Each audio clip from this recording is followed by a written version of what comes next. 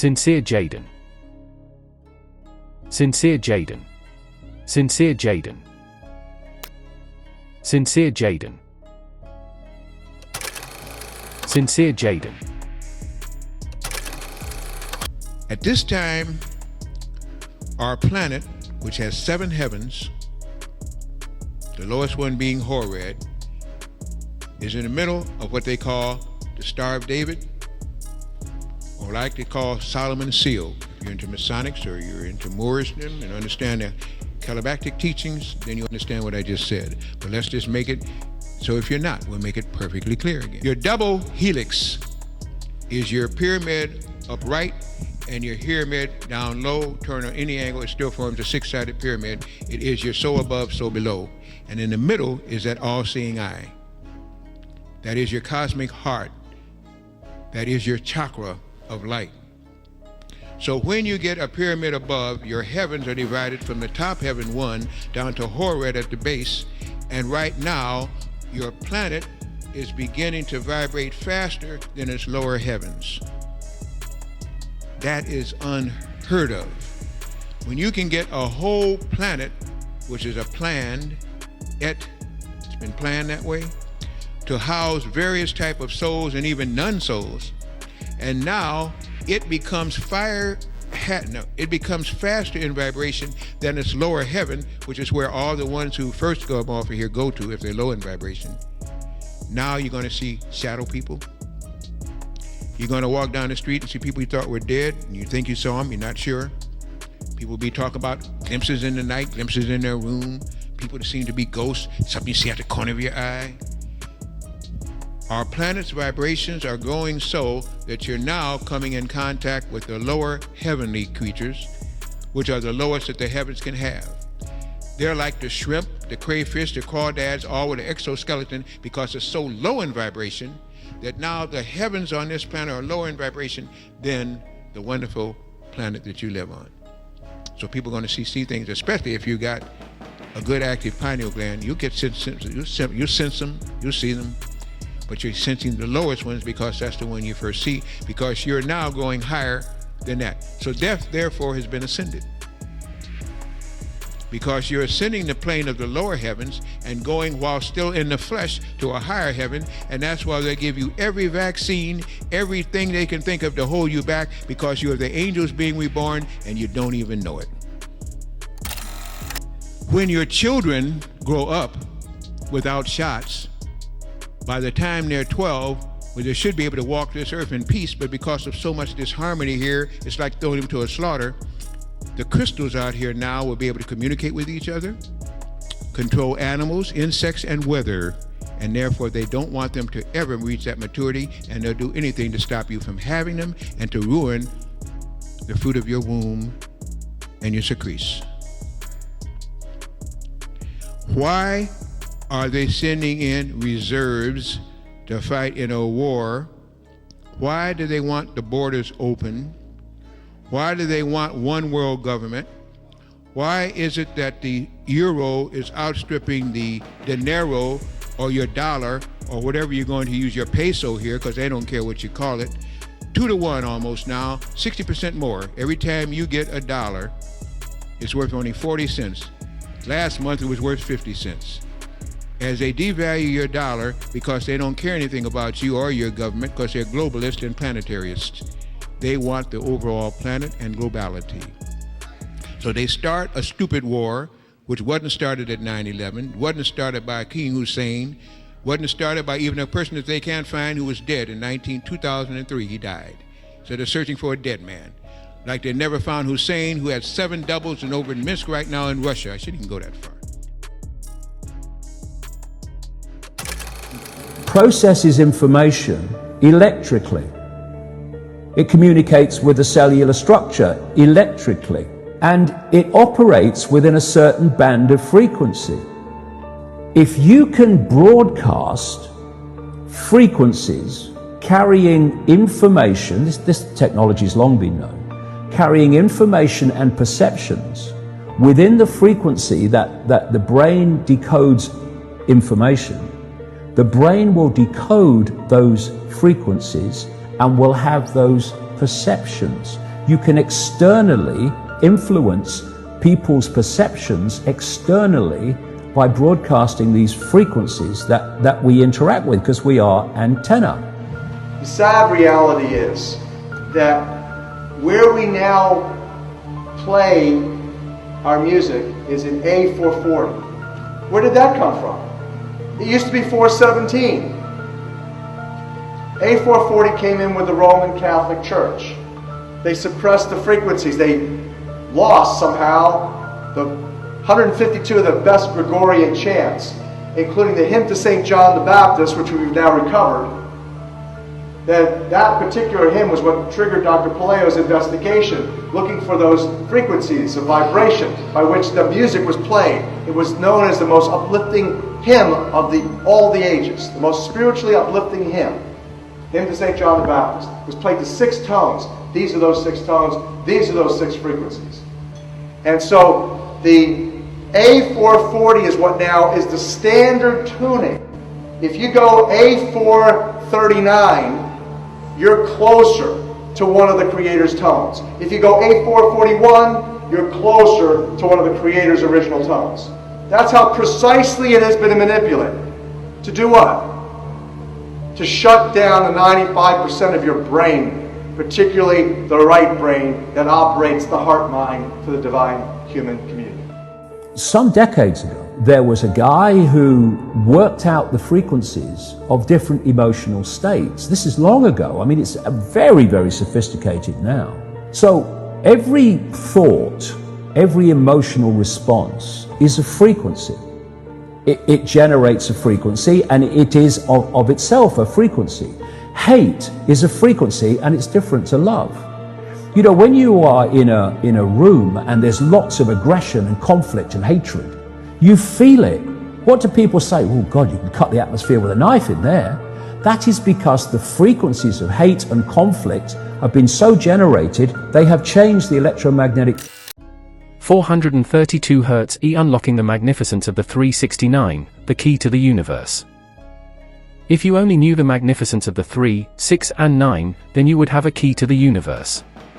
Nikola Tesla. We have been left a method of counting and measurement, and the importance of dividing a unit by 12 seems to be the main rule given that has been adopted by humanity. Here are some of the ways that I found 12 to be an important number. 12 months of the year, 12 hours of a clock, 12 inches to the foot, 12 apostles of Christ, 12 constellations of the zodiac, 12 tribes of Israel, 12 knights of the round table. And there is more. 440 Hz. 12 is equal to 36.666666666666667. So what happens when you divide A equals 432Hz, known as Verdi's A, is an alternative tuning that is mathematically consistent with the universe by 12? 432 Hz 12 is equal to 36. I heard it said perfectly that 440Hz is pretending to be sacred geometry. The 440 Hz is closest one can come to the real thing while still being an imposter. 432 Hz 12 is equal to 36. 36? 3 plus 6 is equal to 9. 432 Hz equals 3, 6, 9. They are two ways of expressing the same thing, the real thing. 432 Hz 12 equals a perfect 36. Why 432 Hz? In 1936, the American Standards Association recommended that the A above middle C be tuned to 440 Hz. This standard was taken up as the international concert pitch. I wonder why. Believe me, they knew exactly what they were doing. If one should desire to know whether a kingdom is well governed, if its morals are good or bad, the quality of its music will furnish the answer. Confucius. Now how do we tell the world we need to reset the international concert pitch to A equals 432Hz? A equals 432Hz, known as Verdi's A, is an alternative tuning that is mathematically consistent with the universe.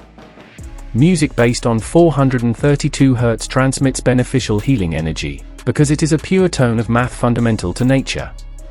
There is a theory that the change from 432 Hz to 440 Hz was dictated by Nazi propaganda minister Joseph Goebbels. He used it to make people think and feel a certain manner, and to make them a prisoner of a certain consciousness. Then around 1940 the United States introduced 440 Hz worldwide, and finally in 1953 it became the ISO 16 standard. What is 440 Hz? 440 Hz is the unnatural standard tuning frequency, removed from the symmetry of sacred vibrations and overtones that has declared war on the subconscious mind of Western man. In a paper entitled Musical Cult Control, Dr. Leonard Horowitz writes, "The music industry features this imposed frequency that is herding populations into greater aggression, psychosocial agitation, and emotional distress, predisposing people to physical illness. You just have to go out in the street and take a look around. What do you see? School kids, young adults on their way to work, a woman pushing her baby in a stroller, a man walking his dog, and what do they all have in common? iPods or MP3 players. Ingenious, isn't it? If you want to find the secrets of the universe, think in terms of energy, frequency, and vibration. Nikola Tesla, TPTB, are successfully lowering the vibrations of not only the young generation but the rest of us as well. These destructive frequencies train the thoughts towards disruption, disharmony, and disunity. Additionally, they also stimulate the controlling organ of the body, the brain, into disharmonious resonance, which ultimately creates disease and war. This is the biggest mystery. For over 25,000 years the universal truth was not available to the people of this planetary system. It is now finally being received on this planet. Deep seekers of the truth that are open-minded and ready will receive it. Throughout history, numerous clues and hints regarding geometry and frequency have been staring at us, calling to us, and waiting for us to put them into place like pieces of a giant puzzle. Here at the dawn of a new age, this sonic geometric puzzle is finally nearing completion, revealing the building blocks of a language based on energy, frequency, and form. How will we use it? With whom will we be communicating? Now that we know the basics of this new language, maybe we are ready to begin the conversation. Again? The numerical coincidences are too compelling. All over the world and for thousands of years, humanity has revered certain number sequences: 108, 144, 360, 432, 1080, 2160. But why? What is it about these and many other numbers that jar something so deep within us that we incorporate them into our myths and spiritual beliefs? The answer could be frequency harmonics. We measure sound frequencies in vibration cycles per second, and the numbers listed above, when played as frequencies, just happen to mirror the exact harmonic patterns found in nature. The thing is, the timekeeping unit known as the second did not exist until quite recently in our history, so how could our ancestors have known about these harmonies? Here's where the mystery really gets deep. You see, the 60-based mathematical system that led to the creation of the second is not only thousands of years old. It was supposedly gifted to humanity from code which was drawn at Poirino goes as follows, reading clockwise around its large 7-point star. Cosmic harmonious frequencies, relating to the 432 Hz frequency and its importance in the creation of physical reality from light and sound. Next, let's look further into how the Anunnaki encoded the 432 Hz frequency into time itself. 432 squared is the speed of light within 1% accuracy. Is our number system and method of time keeping entirely based on 432 Hz, 9-based mathematics? How many seconds are in 12 hours? 43,200 to 432. Divide or multiply a whole unit by 12. So 60 seconds x 12 is equal to 43,200 seconds. Let's go over the octaves of A equals 432. To get to the octave of any given frequency, simply double the frequency, so 27 Hz higher octave is 54 Hz, 27 Hz plus 27 Hz. 54 Hz plus 54 Hz equals 108 Hz. 108 Hz plus 108 Hz equals 216 Hz. 216 Hz plus 216 Hz equals 432 Hz.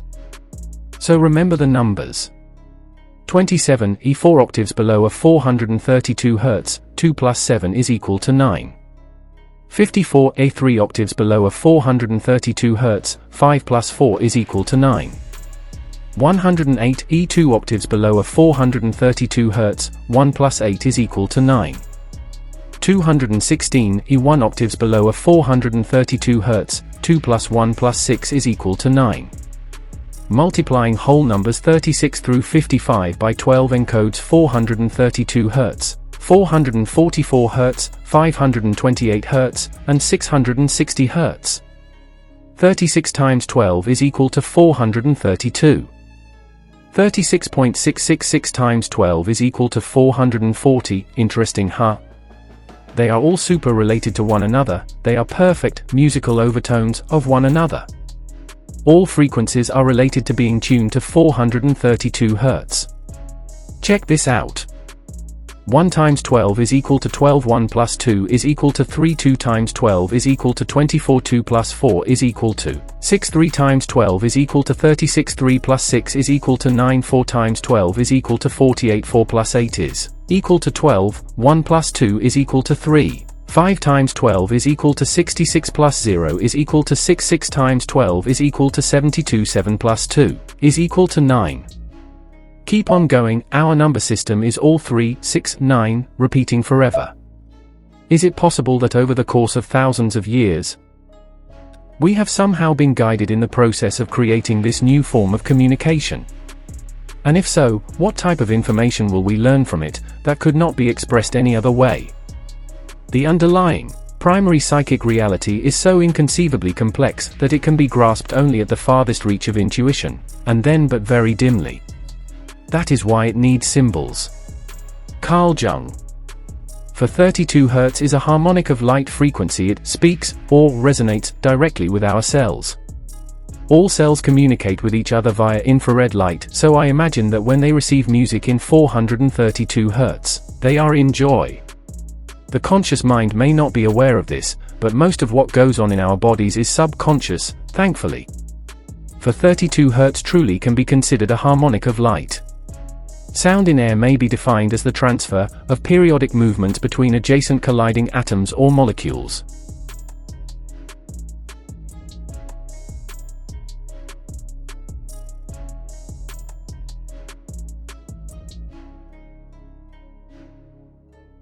If we came from a history that was pre-physical, then all that we ultimately are is different particles and elements of the universe. And in alchemy, it deals with the different stones, minerals, alloys, and everything that make up everything on the earth is also in the human body. The human body has everything that makes up everything on the earth. Every herb, every particle, everything that you know of, and life itself exists on the inside of us as particles, or stones, or gems, or whatever you want to call it. Gases, or whatever. Fluids. But not only are those things on the earth, but everything in the universe exists in us, as well as some things beyond the known universe. So, ultimately, these netters were primordial symbols and primordial manifestation of spiritual phenomenon that make up these particles. It's inside of us. And as a result, it's a vast system of sciences and advanced system of putting together cosmic energies. You see what I'm saying? And ultimately, these energies play a part in our human body, because that's all we are. So it's a multifaceted system. On the mundane or terrestrial plane, it lines up with nature. You see, on the extraterrestrial plane, it lines up with everything in the universe. And on the omniverse plane, or the metaphysical verse plane, that which is beyond the universe, the damn alpha, or the God particle, it lines up even beyond the known universe. And the black substance that we're talking about is that same black substance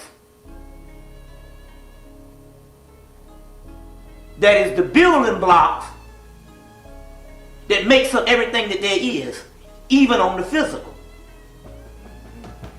And Osiris represents that God of the perfect black, but before him it was represented by the god Soot or Set. You see, Set or Soot is the oldest deity known to mankind.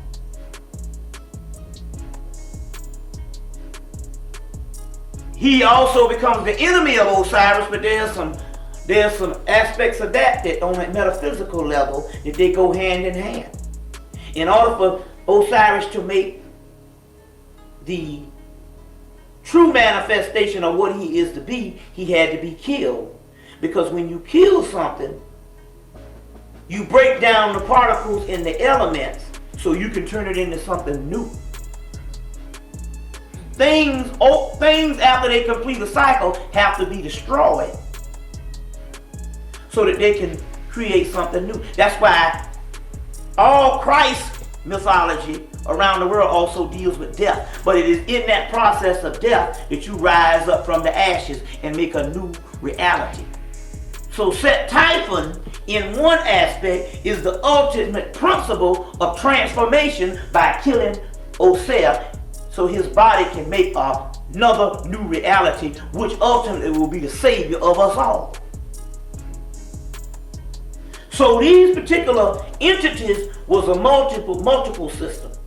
Number one, when they talk about the 7 liberal arts and they talk about all the stuff based on the learning and all that stuff that you got from the Afrocentric community, they are right.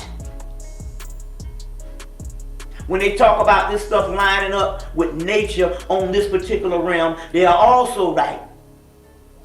But ultimately, this stuff goes back down to the alchemical component, which is the building blocks of everything in the universe and outside of the universe also too. And Horus principle represents the seed that will rise up, because Horus and Maya is one and the same. Maya is the Christ principle also. But Maya is more, so you got to understand, when the Afrocentric people talk about the government being balanced with Maya, that is the realm of the mundane or the physical realm, that they govern a certain thing based on checks and balances and laws based on the scale. But Maya takes on an even greater principle in the spiritual realm. Maya in the spiritual realm is an alchemical component that we call in alchemy the great works. And the great works, let's see what the great works is. Let's see if I can find a synopsis of it in some literature, in some alchemical literature. Let's see, do I have anything on the actual great works? I don't think I do here, but anyway, the great works is the coming together of angel, God, man, baby, animal, and everything in the known universe that comes to one particle. And that particle represents the new reality of long past cycles that have completed their run. As a result, it's condensed into a particle of light, which is your Christ energy. And that's basically what our bodies have been going through since we've been in the physical realm, cooking and creating a new reality that we will ultimately throw off. So even in the Bible, when they say every man will be known by his works, his works. It's not talking about what he did in the physical realm. It's impossible, man. I mean, who cares what you did down here? Especially if you're doing stuff without any knowledge, how would you know? But it was talking about how your spiritual nature of you work. And if you don't have the great works, which is the melanin, ultimately, which alchemy is based from, you don't have any inner workings. You don't have any inner workings. So Ma'at on another thing is the coming, it is the great works. The great works is the coming together of all energies and crystallizing into the greatest work of all, a new reality they call the New Jerusalem. Well, Ma'at is the same principle in ancient Kemet. The English version would be the great works, or we would also call illumination, or what you would call in Christianity, Christos. So Ma'at is the Christ principle.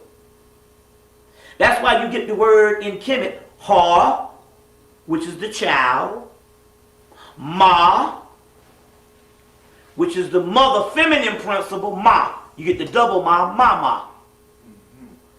So Ma'at, before Ma'at was Ma'at, it was Ma. Then you get the double Ma, Ma, Mama, mother. So Har, Heru, child, light seed, Ma, the feminine energy, Ku, pyramid. Combined, you get the male and the female harness. That's the same as the yin and the yang symbol, where the blackness is the yin and the yang is the light. Har, Ma. So in the word Har, Ma, Ku, or Heru, Ma, Ma, Ku, is both Horus and Ma'at combined. And you get both of those particular principles combined. But the word Ma is feminine.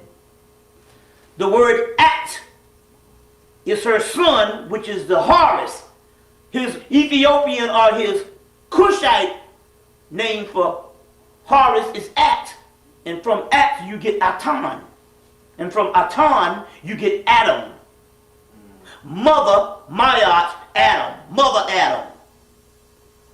Now in the cosmological principle, you get the great mother who represents the triple blackness of space in the northern hemisphere of the universe called Alpha Draconis. Draco, the great dragon. And some of the original name for the Egyptians were called the Draconians. That great dragon is also called Typhon. So they become Typhonian, Draconian, and another name called Ophidian.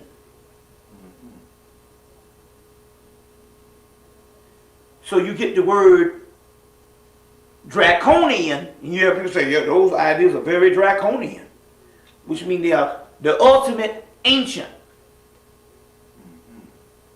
But it means the dragon. Your word dragon comes from the word Draco. And from the word Draco you get Dracon. And from the word Dracon you get dragon. And the word Typhon comes from Dracon. But ultimately this is the great mother. In her south gate, in her southern hemisphere, she has her child Horus, which is the star Sirius, which is her clitoris, her south gate. So the south gate on a woman is the vagina and all, that's the birthplace. So she has her star Sirius, which is Horus, but it's also known as Osiris, which is also Orion, but also Isis, or Aset. You see. Also Aset. So this ultimate thing of mother and son, Sirius is the first primordial star of all times, which also represents all gods of Kemet, is also patterned after Sirius. Or you'll get that in the book, The Ancient Egypt, the Sirius Connection by Murray Hope. There's a whole chapter on the Syrian gods. And then ultimately, we are Syrian. What they call Sothis in Kemet, Septet in Kemet. There's different names of it. Your name September comes from Sept, which is Sirius. The dog star, dog days comes from the dog star, the rising of the dog star. And we are connected with that star because when that star would rise, the Nile would rise.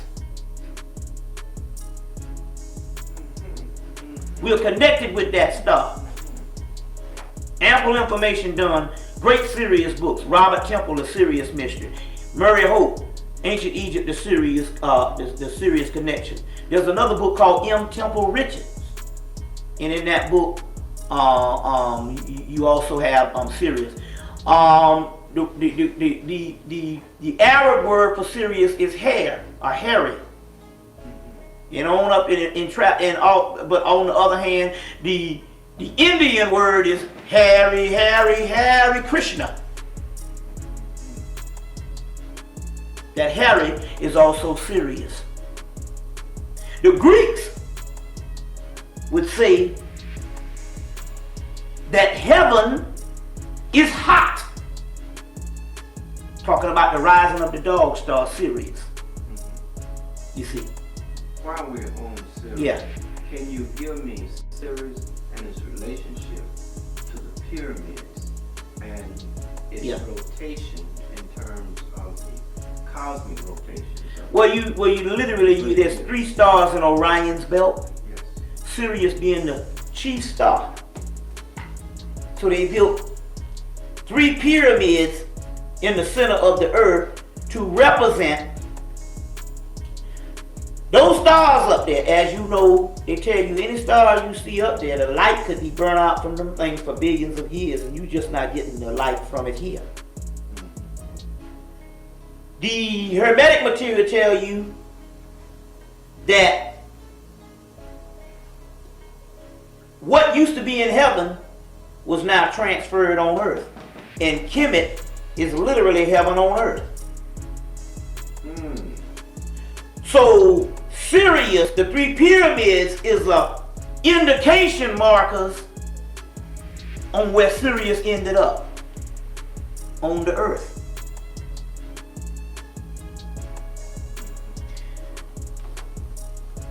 You got 3 pyramids in the Giza Plateau, which was also called the Babylonian Plateau, which is one of the earliest names, or the Restile Plateau, or the Rasta, where you get the word Rasta from. The word Rasta comes from the word Restile, which means rest in place of the lion. You get the word Rasta, which is in the Book of the Dead, but also in Graham Hancock's and Robert Bouval's book, The Mysteries of the Sphinx, or The Secrets of the Sphinx, Message of the Sphinx, as well as the Orion Mystery by Robert Bouval. But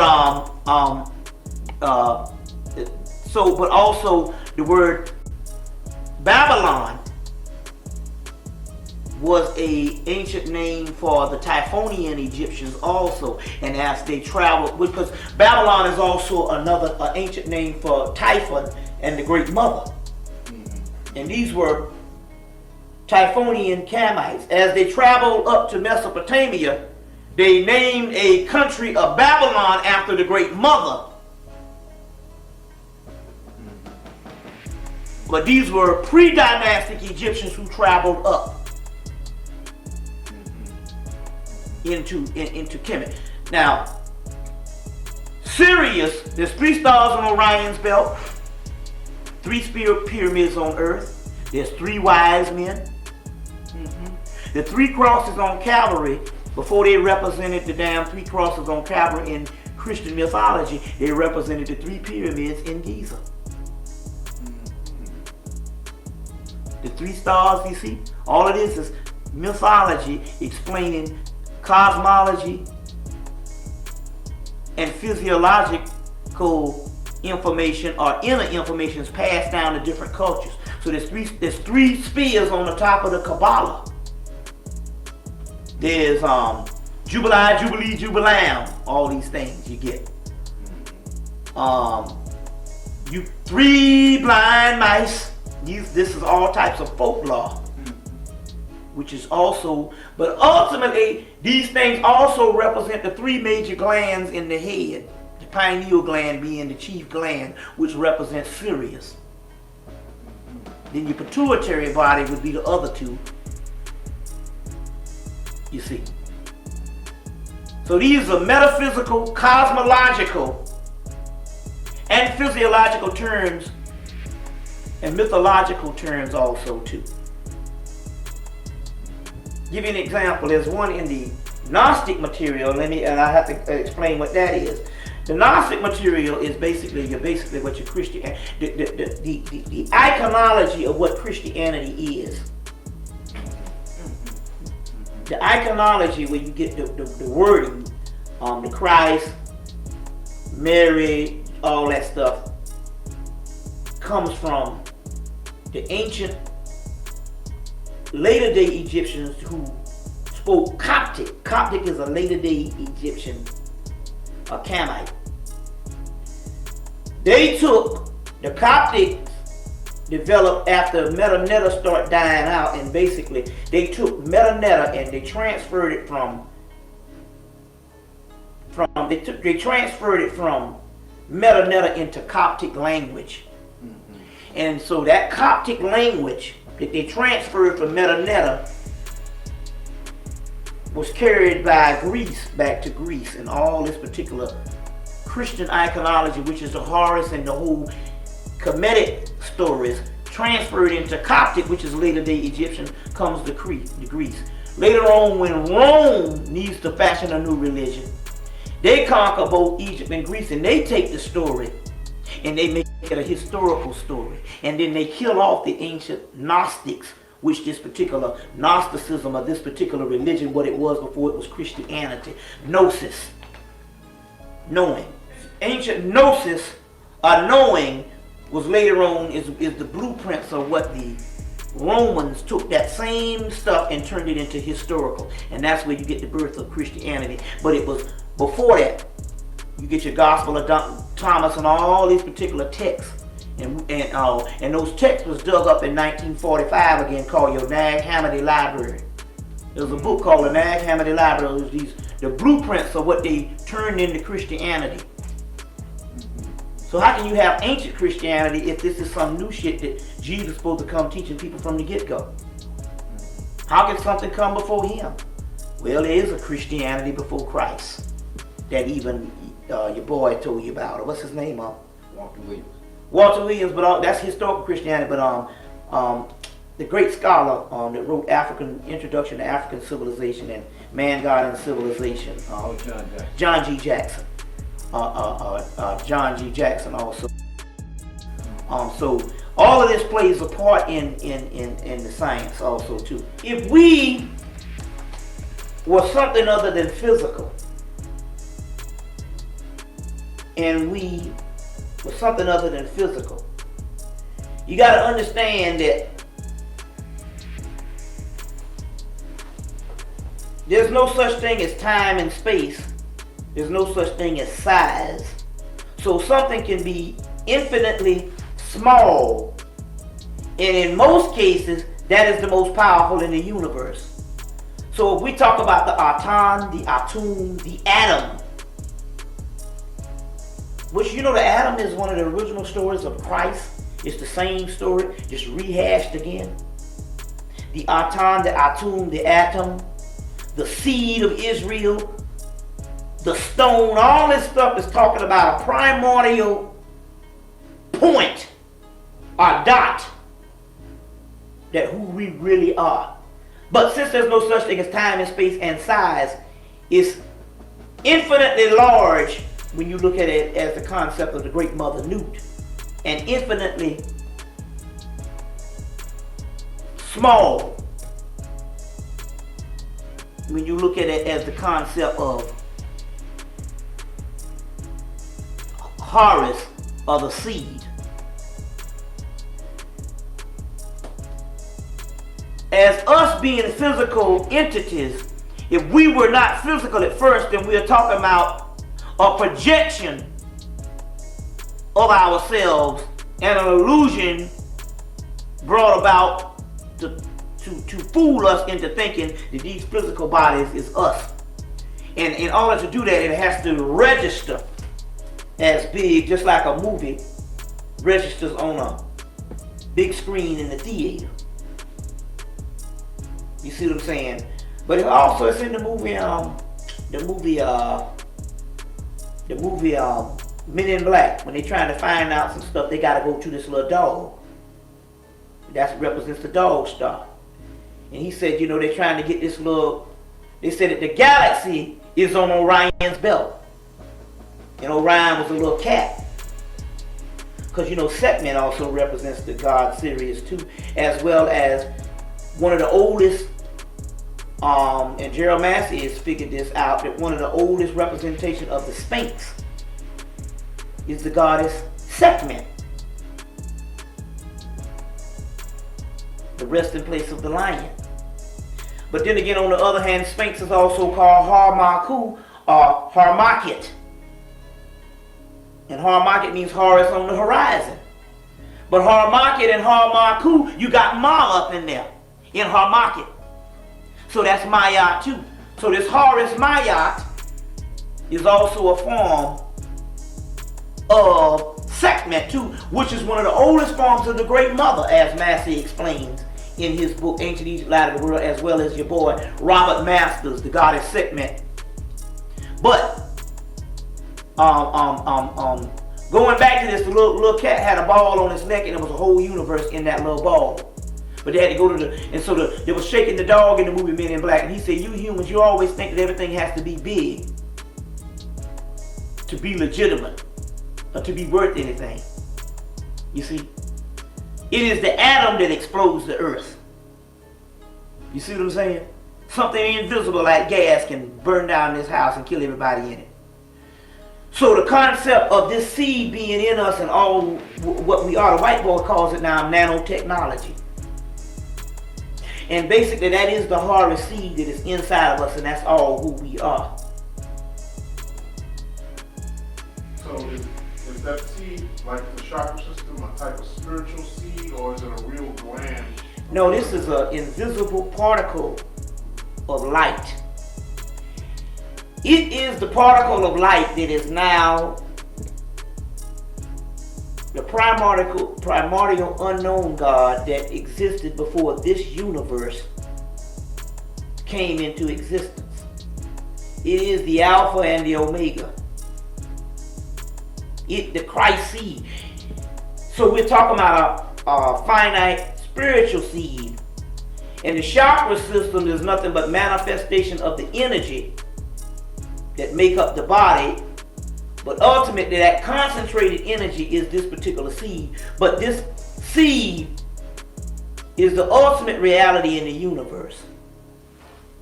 And it's inside of every last one of the original people. Now we must understand this right now. Everybody walking around on the earth, including black people, are not necessarily the original people now. You see what I'm saying? Because we got tons and tons of offspring to you have now got just basically people that have a spirit, but not necessarily a soul. There's a difference. A spirit is what animates you and even animates the roach and the rat. That's just the energy that moves on the earth plane. Electricity.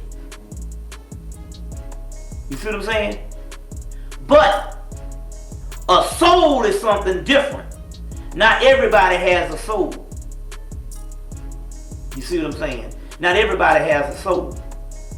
Why is that? Because you got those that wasn't created outside of the earth. Which means that they are terrestrial beings. Their origin begins here on this planet and in the physical. Then you have those that come from time memorial and comes from the primordial origins of the universe, and that's who the original chosen seed is. They ain't chosen because they have always been here. So we need not argue on who has a soul or not. Just understand that obviously, even if it's debatable whether a lot of black people have that, we don't even argue on that. What we do say is we are the original people, so we don't have to worry about who the ones we talking about who have the souls. What is the soul? That's what the soul is. First of all, the soul is a sun. You get the word solar. You get the word sol, which also means sun. Your word salt comes from the word sol, which also comes from the word soul. But that little salt seed is the ultimate form of alchemy. Then they talk about it in the salt of the earth, or the different concepts. They got salt all through the Bible and stuff. That's a form of the Christ. The soul is a sun, but it's not just any sun. It is the most ancient form of the all there is. It is from the nothing that crystallized into this little seed. From the nothing, you get the absolute. So it comes from the nothing, which is beyond the known universe in the triple blackness of space. So when you get a seed, it's not just like a sun. When you get that kind of sun, you're talking about the ultimate reality in the universe. It is beyond anything we know, and we have this in us. So ultimately, the soul represents the sun, a sun or a star inside of us. But we're not just talking about any kind of doggone star. We're talking about the ultimate star, because this star comes from the most outermost ethers of everything known, called a nothingness. Now, what is a star? In the core of every star burns this black substance, carbon. But the one inside of the original humans has been dormant so many years, for 13 million years in the physical, and billion years probably on the terrestrial plane, or even different aspects of the plane, but even before it became to a physical level, until this thing has been shut down so much. You know how you can bottle cider and it turns into doggone alcohol or whatever, and something ferments? Well, this one has been fermenting for billions of years, and that's the soul that we have inside of us. So it is even powerful than anything in the doggone universe, and ultimately anything that is not human got to bow down to the human. Or in this case, bow down to the black man and black woman. Bobby, let me take you back to our original question, but on the way back, we were talking about Sirius. And I asked you a question relative to the pyramids. Yeah. And Sirius. I have been told that there is a shaft in the pyramids. Yeah. Which the light of Sirius will shine down through, because as the great year, the 200, about 26,000 years, 2,600 years, that the pyramids are so accurate that light at that particular circle shines directly down that shaft and lights up that shaft. I want you to talk about that. Also it happens in the pyramids. It also happens at the Temple of Dendera, where that whole Temple of Dendera was built so it can light up on so-called New Year's Day of the Heliacal rising of Sirius, or what they call the Heliacal rising or the Heliacal rising of Sirius in dog days. It's debatable on when it occurs now. I think now it's like July 14th. Some say July 23rd and some say June. But check your local listings of when it rises and stuff. Any basically astronomical book can basically tell you. But that pyramid is built around that. That's interesting because they put a shaft in the pyramid in 1996. They found another shaft and they stuck this thing in it. Yeah, but they secretively opened the door and they looked up in there and they didn't let the world know about it. And it was just a group of people that's controlling that guy Hawass over there.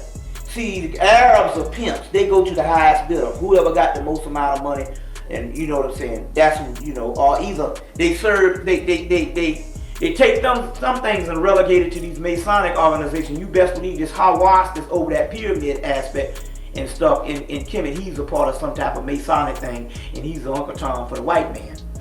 But anyway, they said one date that they was going to go in the pyramids in 1996, and they went in another date earlier. And when they went in that pyramid, that you even sent the tapes, they found the black man sitting up in there, pointing towards Sirius. And when they say the black man is a form of the king, it also represents a form of Horus. It also represents a form of our own spirit. Now it's interesting because the Honorable Elijah Muhammad, right before the so-called Master Farad Muhammad had come and taught him this information, he took him outside and said, "This will be your witness," and pointed to the star Sirius. And whenever you see the crescent and the star in Islam, especially the crescent and the star on Honorable Elijah Muhammad's hat, that's the star Sirius. As a matter of fact, it's in the Quran. One of the chapters in the Quran is called the star, the surah of the star. But what is the star? Because they got the surah of the cow, the surah of the moon. The cow represents Sirius as Heru, Hathor. But what is the surah of the star? It said this is the star that both created male and female from one single ejaculated semen, and will create all things anew.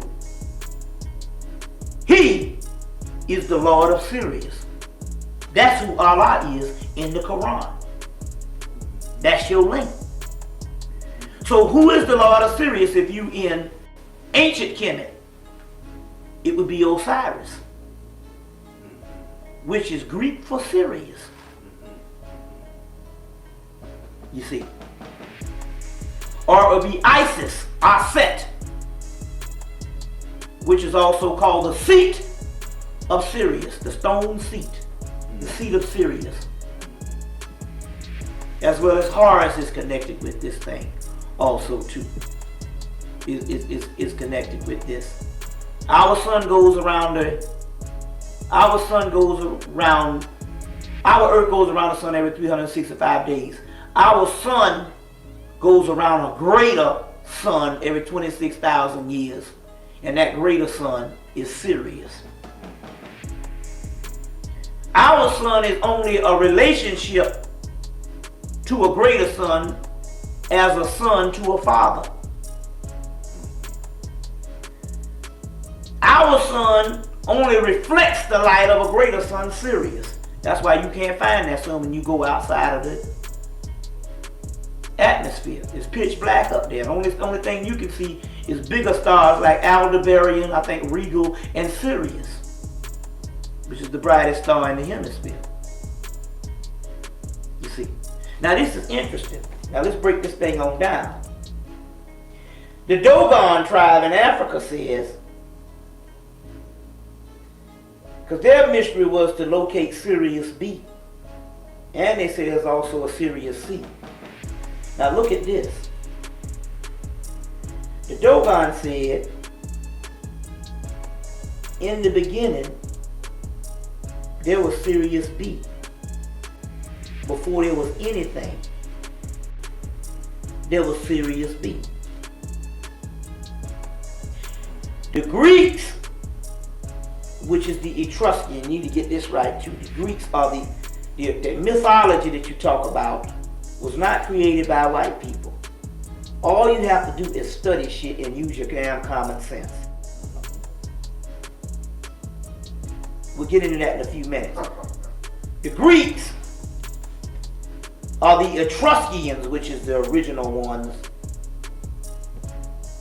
say that in the beginning there is Gaia and Tartarus. But guess what Gaia is? The earth is Gaia.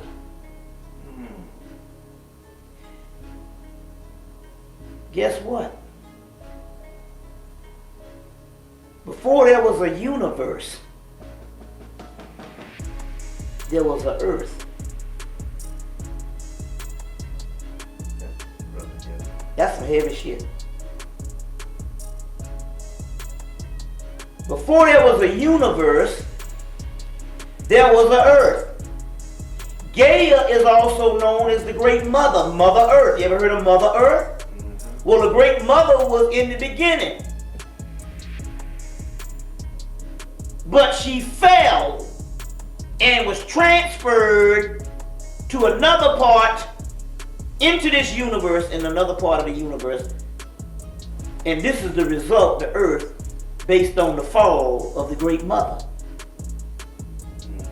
So when the Egyptians take Sirius and put it down on earth, because we sitting in Sirius right now. The physical earth was not here in the beginning, but the spiritual earth was here in the beginning. When it fell as a result of the end of the fall, it becomes physical earth. But it had to fall from somewhere. And that what fell was here in the beginning. Our world and our earth is built off of several other primal worlds that preceded it.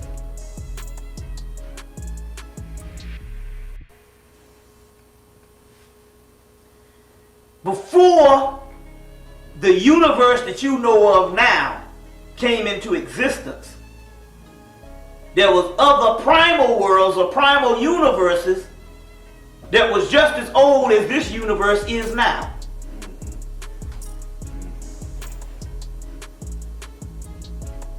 That collapsed, and as a result of the collapse, it becomes dormant and ends up the physical earth, which is Sirius B. Sirius A is the reflection and the shine of the light that used to be Sirius B before it collapsed. So Sirius B is Sirius A. The light from Sirius A that you know of as Sirius is nothing but the light that shines in the heavens that once was Sirius B, which is all the same thing. But Sirius A is the light, Sirius B is now the earth, which is Sirius. That's why the pyramids is transferred down to the earth. This is some badass shit we talking about here. It's awesome.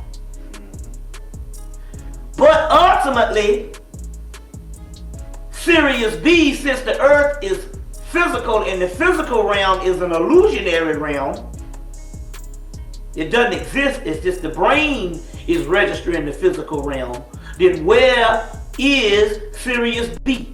Sirius B is that particle of light that's inside of you. And it's only one particle of light. It's just that your brains and all of our brains make you think that it's more than one particle of light. But we are all together as the covenant, one. So that particle of light that you call the Christ is Sirius B, and it's inside of us. This is some amazing shit. How then I want to connect more of the Egyptian pantheon gods. Particular Ra. Right, it's a good question. You know, and see them now being reflected.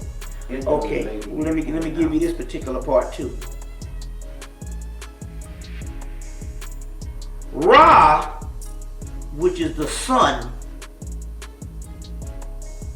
is the inferior form of Sirius B, of Sirius. As the great mother and the whole complex of the primordial realm went dormant and went to sleep, as a result of it going to sleep, it casts off a dream and a reflection. And that reflection ends up being the sun. Ra only just represents a subordinate level of a higher level that is now in exile. Even if you get the Egyptian text, you can get Iwalis Budge, Gods of the Egyptians. It's in there. It's also in The Legend of the Gods by Iwalis Budge. It's also in From Fetish to God, Iwalis Budge, and it's in the hymn on Ra and creation. Ra comes into creation by overthrowing the great dragon Apep. That great dragon Apep is Draconis, the great mother. Got different names. And it represents those primal worlds that existed before this known universe. So this sun is a light as a result of a fall, and it's only temporary. You see. But Go ahead. But what did it represent in terms of? It represented the light. It represented the light and the energy that is the dominant energy of the Earth's physical plane. And in this cycle of existence of the Earth, physical plane. But it is not the ultimate reality in the universe. It is just the guide that we use in this physical aspect, and it was the God of our world in the physical realm. Now, interesting reads I've come across. It's rather complex and takes a while to digest, but it's 100% worth it. It's an official declassified CIA document, and a terrific analysis of consciousness and beyond, known as the Gateway Process. While it's an older document and has been declassified for a while now, the fact that modern developments in science, quantum physics, psychedelics, and neurobiology confirm what's written within those pages is nothing short of outstanding. It explains consciousness in a profound and analytical way and merges knowledge from mystics from Hindu, Buddhist, and Tibetan cultures to contemporary scientific knowledge of Planck distance, Einstein's theory of relativity, and the works of Niels Bohr. The cosmic spiral and torus is everything, and everything is one. It seems as though individual consciousness is pulled from the collective consciousness using the frequency vibrations of the being. This applies to humans, whales, fungus, and amoeba. Mystics of past and present, including all ancient religions, understood these concepts thousands of years ago. Still, it takes much to open the minds of the most pragmatic, self-conscious, and uptight people. 11. Consciousness and energy. Before our explanation can proceed any further, it is essential to define the mechanism by which the human mind exercises the function known as consciousness, and to describe the way in which that consciousness operates, to deduce meaning from the stimuli which it receives. To do this, we will first consider the fundamental character of the material world in which we have our physical existence, in order to accurately perceive the raw stuff with which our consciousness must work. The first point which needs to be made is that the two terms, matter and energy, tend to be misleading if taken to indicate two distinctly different states of existence in the physical world that we know it. Indeed, if the term matter is taken to mean solid substance as opposed to energy, which is understood to mean a force of some sort, then the use of the former is entirely misleading. Science now knows that both the electrons which spin in the energy field located around the nucleus of the atom and the nucleus itself are made up of nothing more than oscillating energy grids. Solid matter, in the strict construction of the term, simply does not exist. Rather, atomic structure is composed of oscillating energy grids surrounded by other oscillating energy grids, which orbit at extraordinarily high speeds. In his book, Stalking the Wild Pendulum, Itzhak Bentov gives the following figures. The energy grid, which composes the nucleus of the atom, vibrates at approximately 1022 Hz, which means 10 followed by 22 zeros.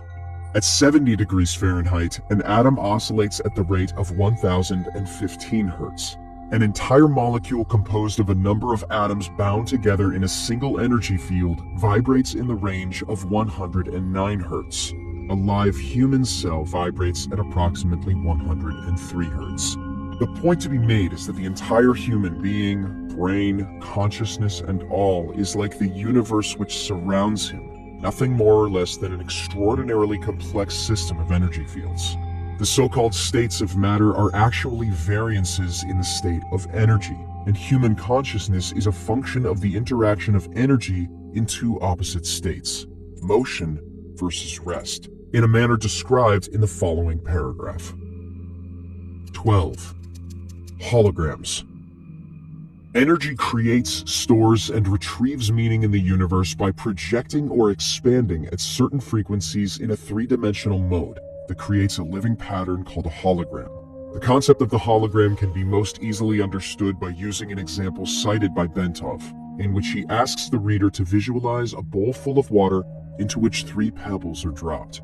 As the ripples created by the simultaneous entry of the 3 pebbles radiate outward towards the rim of the bowl, Bentov further asks the reader to visualize that the surface of the water is suddenly flash frozen, so that the ripple pattern is preserved instantly. The ice is removed, leaving the 3 pebbles still laying at the bottom of the bowl. Then the ice is exposed to a... Another statement I want to make, electricity is slowed down magnetism. Above electricity and magnetism is what is called orgone energy. Now, those are bad words. You don't want to say orgone out here to this government and research scientists, because orgone means original. It's organic. It's orgasm. It's organic. It's organic people. And of course, they refer to those kind of people as original people. And what the last thing they want you to understand is who the original people are, and why the original people are, and where the original people are, and when the original people came. None of that will they teach you.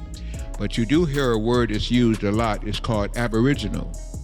Never use that word aboriginal if you are indigenous to the planet. Why? Because it means to abhor the original person. Aboriginal means to abhor the original. To abhor means to hate, to envy, to covet, to dislike. Consequently, the word aboriginal means that you have a dislike for the original person. Also very interesting is, those who would say that the black man has contributed very little to the planet may be right, because there'd be no planet without the black man. So you don't go contribute to something that you had an original part of, and he owned at one time on our planet, and we can say almost no more than about 50,000 years ago, you couldn't stay on the surface of this planet if you were not black. Because if you were not, and you were exposed to the radiation fields that were here, you would die. It's just that simply. And whole races of people have died off anytime there's what they call a sun reversal. This is why it's been called sons of the sun, people who can live under direct sunlight, which that's off 12 rays from infrared to ultraviolet, and if you can take those rays and not have your inner organs interfered with, not have your brain cells interfered with, not have your reproduction cells interfered with, your immune system interfered with, and more than that, not being able to work through what they call the hypothalamus, part of the brain that has two organs up there, two glands really, the pineal and the pituitary. We're taught in school, at least I was, maybe you had a fortune that you didn't get miseducated as they made me, where I had to turn around and relearn everything that they taught me the wrong way in order to go the right way. The pituitary gland, they say, is your master gland. It controls all the functions in your body. I say nothing could be further from the truth. Your minor gland would be your pituitary gland. Your basic gland is your pineal gland. Some people call it pineal. I understand it's pine cone shape, called pineal gland. The pineal gland, and when you're beginning to function and to adapt to magnetic fields, here it's broken down. I'm giving to you a different way now. Magnetic fields, electrical fields, and orgone fields. Without that, you cannot adapt to all three. You may adapt to one, the lowest of all, electrical fields. Our problem here nowadays is elves. And I'm not talking about the one in the hollow earth. I'm not talking about the one in the fairy tales, because elves, not elves, are killing you. Elves is extra low frequency, which is electrical propagations, electrical energy. That is what short circuits you. That's what's causing you to AIDS. That's what's causing your cells to AIDS. That is our biggest problem here. And they're building up more and more towers everywhere. And the more towers go up, the more it's going to short circuit anybody with the active pineal gland. And even they now are being attacked with the shots and AIDS and all these other things, which we will also get into.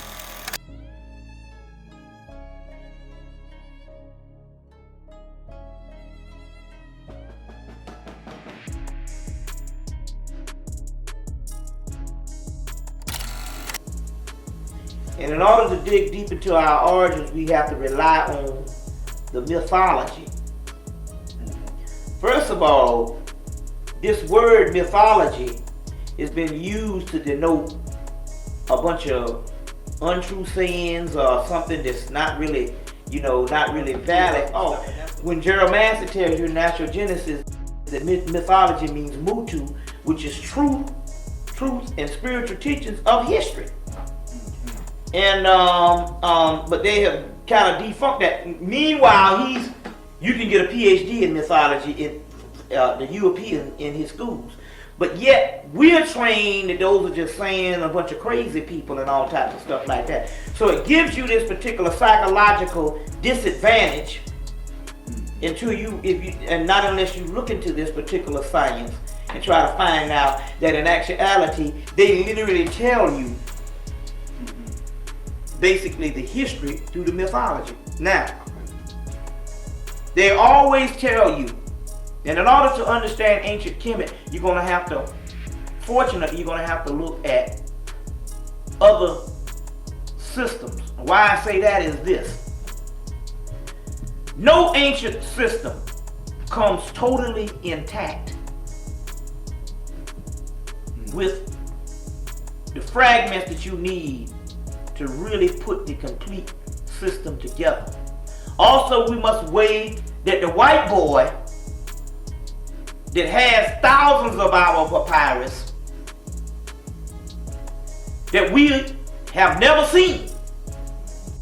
We're talking about literally thousands and thousands and thousands, maybe millions of papyruses all over Europe that we haven't even seen, that has ample amount of correct history in Kemet alone, because Kemet has more records than anybody.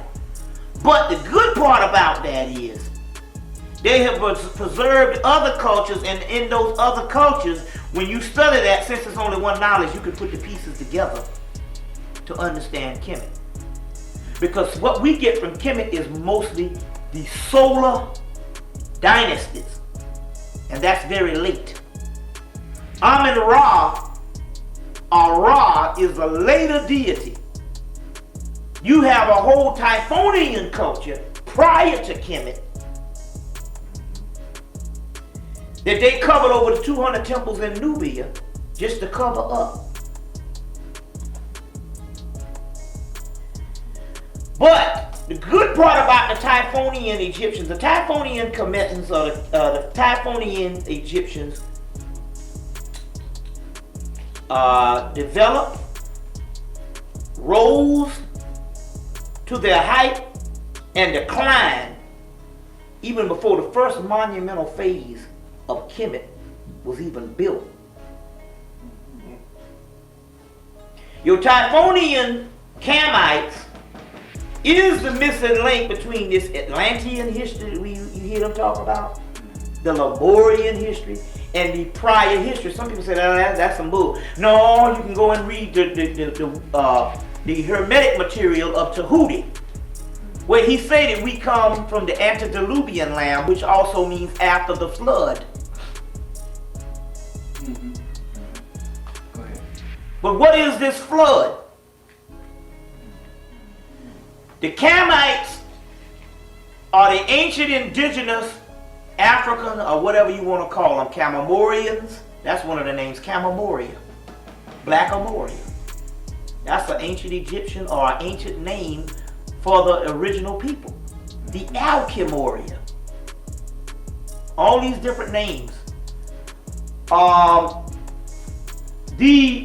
They tell you that the earth went through a different phase. The earth was not always physical. The physical was the last phase and the recent phase.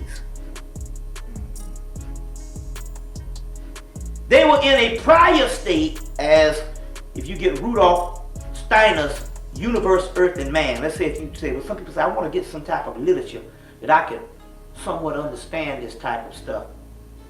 Get Rudolf Steiner's Universe, Earth, and Man, or Rudolf Steiner's Cosmic Memory. Those two books. I think both of them are still in print. He gives a good synopsis on this thing. Whereas at one time in this spiritual realm, the physical realm was invisible or a fog. And the spiritual realm where we came from, it dwelled in, was visible. As the vibratory rate fell, as you can get in the Hermetic material, especially in the Kabbalion, the three initiates, not the Kabbalah, the Kabbalion by the three initiates, which is coming from Hermetic material, mainly the divine commander. It goes in to tell you that everything is on a certain vibration. And vibrations, when they slow down, the molecules become condensed. So we were on another vibrational frequency. And as the vibration fell, we became more and more condensed into the physical bodies and the physical realm. So Egypt just didn't, believe it or not, Kemet or Africa or these places didn't just occur where they just, with some hunting and gathering, all this bullshit, some hunting and gathering and stuff like that. No. Hell, we black people are sophisticated as hell and can't do nothing now, period. Let alone some half-ape man and stuff, because I don't buy that. That's Darwin. And I beg to differ. Any African scholar say we come from apes, because I have the same scholarship and I don't see it. And a lot of the stuff that they think is apes and stuff is metaphysical things. And it has nothing to do with us coming from no damn apes. We never came from no apes. The Kamites never say. So why can't we believe what black people say, and we got to believe what some damn cracker say, who was commissioned to talk about this particular ape thing to throw off the history of the black man. And I told you that in the Nephilim book. The first couple of pages of the Nephilim book. That book. So that was a conspiracy. You see what I'm saying? And in order for you to be accepted in collegiate circles, outside of the theological side of things, you got to bear witness to this whole Darwin theory. You see what I'm saying? And I think that was the tragedy of some of the Afrocentric scholars with that bullshit. We didn't come from none of them fucking hominin stages. Some people say, well, we have those bones. Yeah, we got those bones. That's just different species of ape, but that don't have shit to do with us. Now, as far as some of the information coming from London, England, to about a month or 2 months before Christmas, where the white boys bearing witness that we come from a form of miscegenation. And this miscegenation can be linked to all white races. So it's the ultimate key to white races. And he goes on to say that the entire white race came from a white ape. And it goes on to say that these Africans corrupted themselves in Africa by mating with apes, and as a result they created this white man. This is how the white people are putting this shit about the missing link. Now I happen to know of other history, and we're getting off the thing, but I just want to drop that. Basically, we're talking about a form of gene splicing, because we were that advanced. Because I'll give you the ultimate mystery of what Egyptian spirituality was in a minute. Now, that's another thing, but let's go back into this. When we came into the physical realm, we were already advanced. And we enjoyed thousands of years of civilization based on nature. But by no means were we hunting and gathering and was not very advanced. At that particular time, we had the full detailed files of knowledge of the universe, the omniverse, and worlds to come, and prior worlds already in us.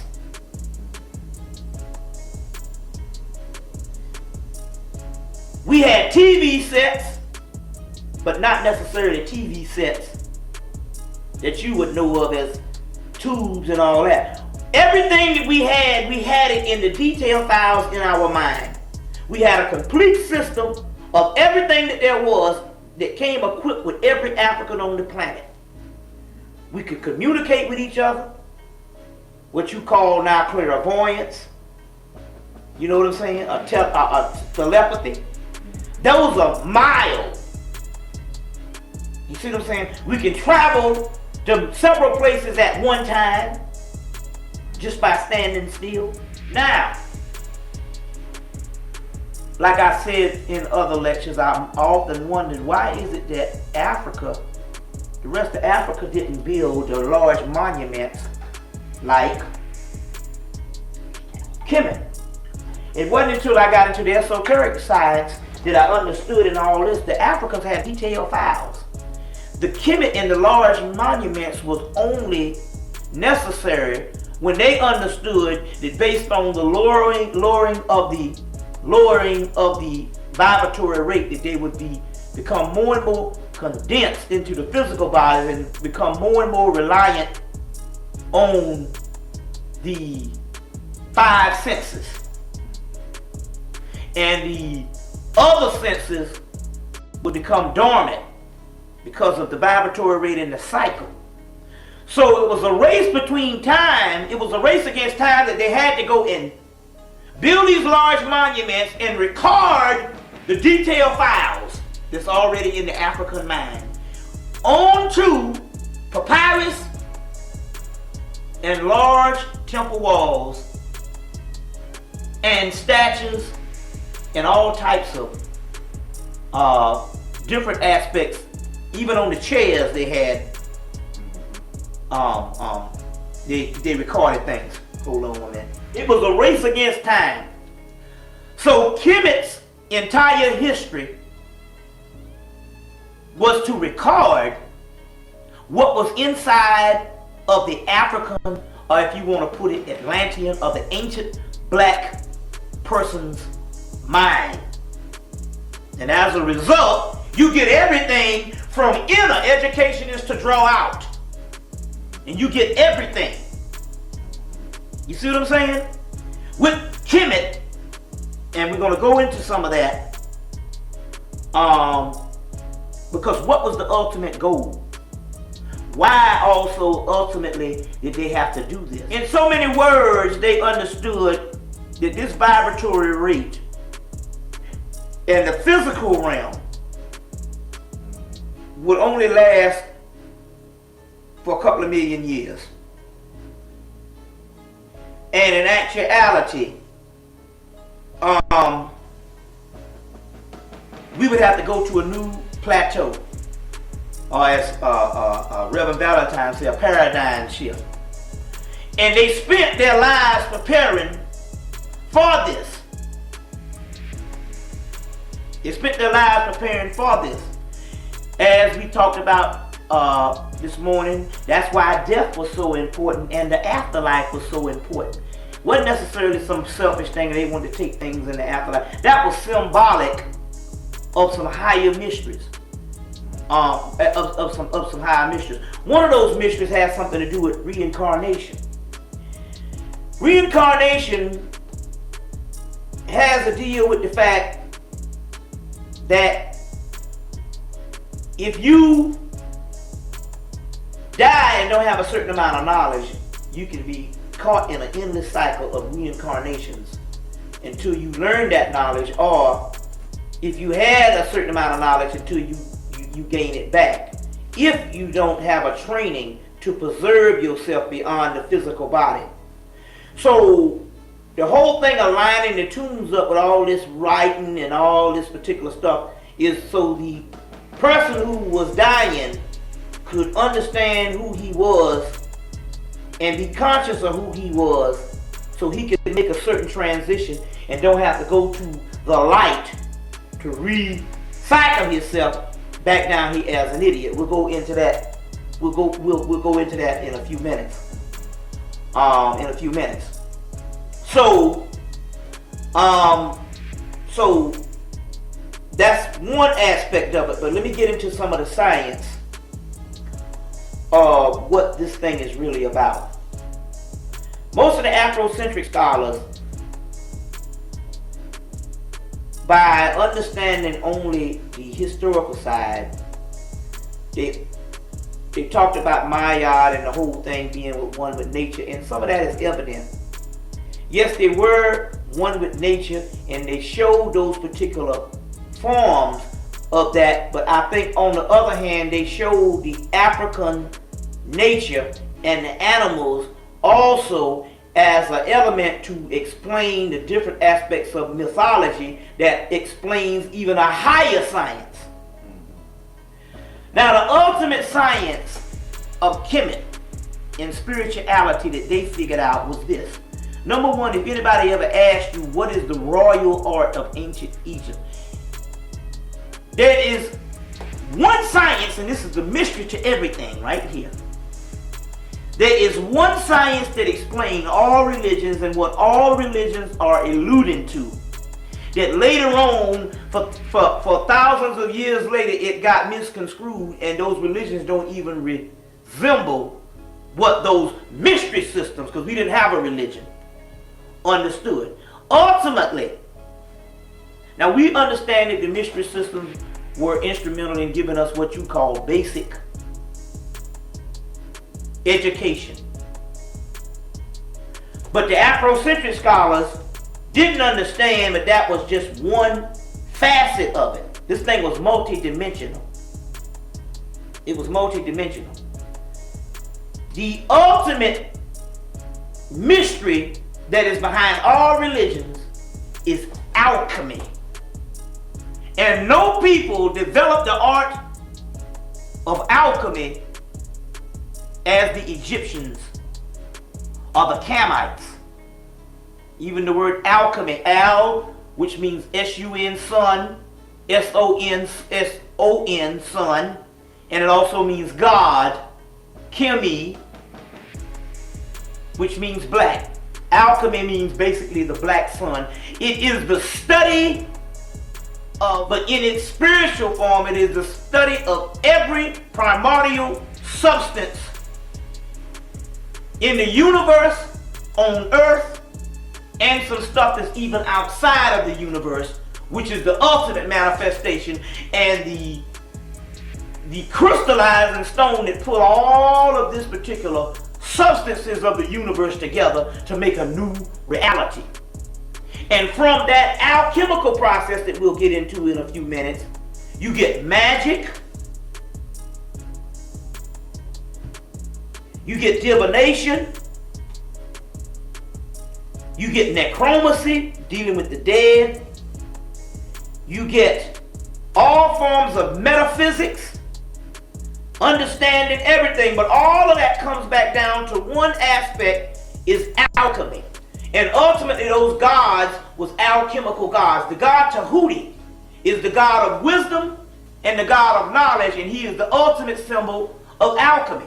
Your staff and your caduceus was not the medical symbol. That's what it came based on Greece. Your staff and your caduceus represented, number one, the ultimate spirit of man, as well as it represented the ultimate spirit of symbol of alchemy.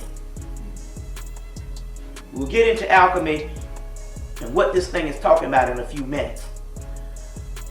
The Moors, in order to understand some of these things, we'll go to some disciplines first, then we'll go back to Kemet so you can understand. The Moors, which was a combination of priests that went up into Europe. They had no really interest in Islam. They just understood that by these priests understanding that religion could be like a political system, they just united under one banner, Islam. But they were Kamite priests, ancient Kushite Arabian priests, which was the black element, which even Muhammad's father knew about. When we go into the Arab thing, we'll talk a little bit about that.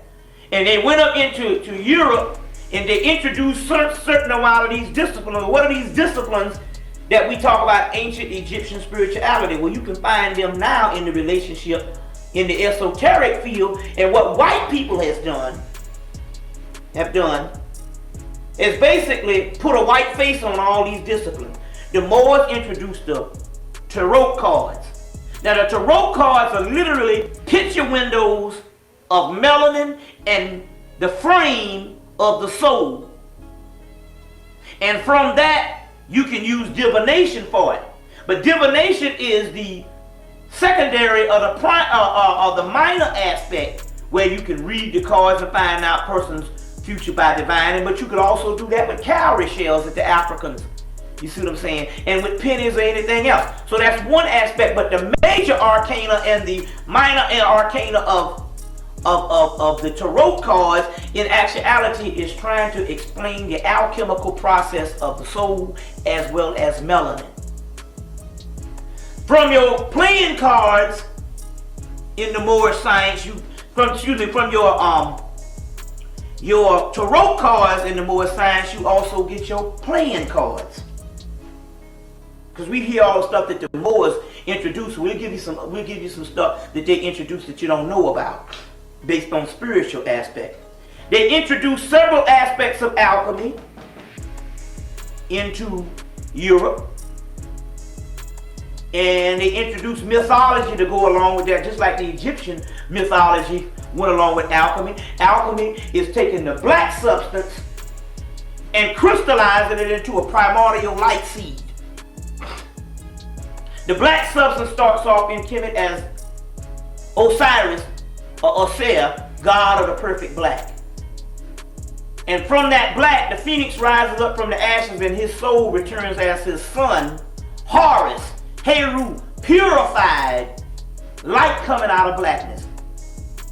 You see what I'm saying? Yang coming out of yin.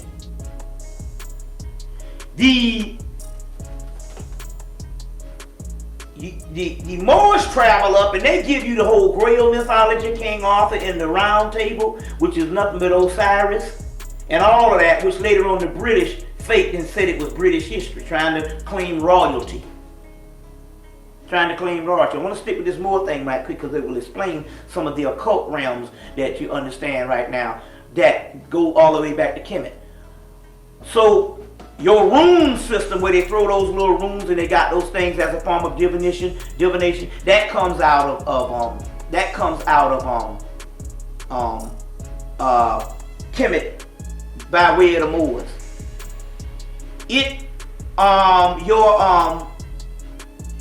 Several magical texts that you see in Europe. Your Goetia system, the greater key of Solomon, the lesser key of Solomon. One is dealing with astronomy and astrology. Another one is dealing with the inner components of the mind and of your body. All types of magical texts. Now what happened is these texts was a major part. Your Kabbalah, your Zohar, which is your Zohar, which is your Kabbalistic system. All that came from the temple of Komombo and Kemet to the, later on ended up in Spain and given to the converted Jews, which is the Europeans. And then they cultivated it and tried to claim it's their own. You see what I'm saying? So your Zohar is first introduced into Spain, which is the Kabbalah, which basically your Lubavitcher Jews use also too. If you want to get a sense on what they deal with, you go get the movie, this movie called A Stranger Among Us with Melanie Griffith, and just notice what all that about your Lubavitcher Jews is up here wearing the black. They studied the Kabbalah. All kinds of magical texts. I mean, it's unbelievable just about all the metaphysical things you see in these bookstores. How did the white people able to get all this metaphysical stuff? They got it because they cultivated all this Moorish history, and basically those 16 universities that was left behind, the stuff that wasn't destroyed, the European, it became the property of different secret societies. So they put in place secret societies. We talked about this in the last video, but this is interesting because we understand that the Moors put these secret societies in Europe because they understood that also Africa was deteriorating, it was old and it had to go to sleep. But they raised the European up because look what kind of devil he was with education. What you think if he didn't have nothing? Everything would be lost forever. So you have to give somebody something so you can preserve something. So they are only the custodians of our knowledge. An anatomy book and a physiology book, both that stated something along this line, to paraphrase it, that the pineal gland is an atrophied gland of very little usage and really not even necessary to discuss. That meant that the biggest, strongest, most powerful gland in an operating body that we're now in is of very little usage, and possibly in many cases it is because it calcifies. And it calcifies anytime you expose it to drugs. I didn't say to herbals. Anytime you expose it to allopathic, pharmaceutical drugs, you're killing and causing a war with your pineal gland. When you use homeopathic and nutraceutical products, herbs, leaves, roots, things that are natural, things that contain sunlight, now it begins to amplify and work correctly. It is the gland that gives you your psychic ability, the gland that produces serotonin by which you can get calm under situations, can sleep at night without taking other drugs. It is a master gland that when something goes wrong in your body, it chemically organizes it, analyzes it, and then sends a direction to the pituitary gland to start mass producing all these various hormones from the various things that we do. It does not like synthetic. I will repeat that once more. It does not like synthetic anything. Synthetic things are made in a laboratory to act like what would be a natural thing. If you are a natural person, you cannot use synthetic things without an aberration, a problem, something else happening within that system, and many things are happening within our systems now that are wrong. Very bad. We have genetically modified foods everywhere. We have water that is full of fluorine, chlorine, and 38 different kind of things in most of the places. And in fact, if you're coming, unfortunately, again from the Ohio area, it has more than the rest of it. And even in Chicago, where I come from, supposedly has one of the best filtration plants around, they're still putting 38 different chemicals in to try to kill off bacteria.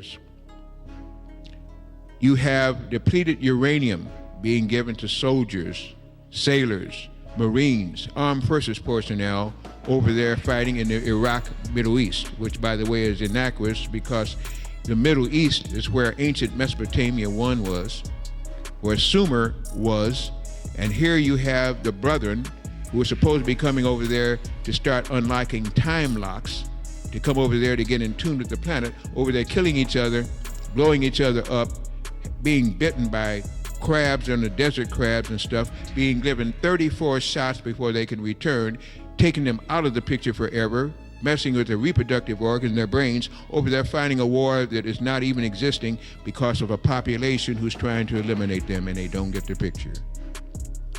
What you understand is the irony of what's happening on this planet this time is almost insane. In fact, it's past belief on what is happening now to the young people's minds, the old people's minds, and the minds of those who are supposed to be awakening, trying to put it back into a deep coma.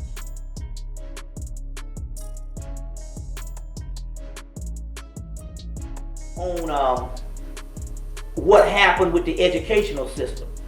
All of this magical stuff, this alchemical components, used to be the major part of spirituality in your mathematics and your physics and your all the stuff that you get in basic education now, what you call Western education now, used to be the physical component of these spiritual disciplines. More like the byproduct of something that's greater knowledge, paradox of higher knowledge. You just getting the physical science. And basically, the secret societies, when they set up their educational system after gaining both sides and learning both sides from the Moors, what they did was is they decided they was going to separate one system from the other. So they give you the byproduct, which is only on the mundane, social, economical, physical laws, you see what I'm saying, and chemical aspect, and they keep the alchemical spiritual aspect, and that's only studied in the lodges. You see what I'm saying, as an educational system, and then the rest of it is in your metaphysical bookstores. But they understand that most people, this is not a literate society, it's an alliterate society, one that can read but don't read. So in so many words, going back to ancient Kemet, and what's happening with most scholars is we can't bridge the difference because we don't let the white boy convince us that his educational system is the way to go, even when we look at things black. There's other spiritual aspects that we don't even tap into.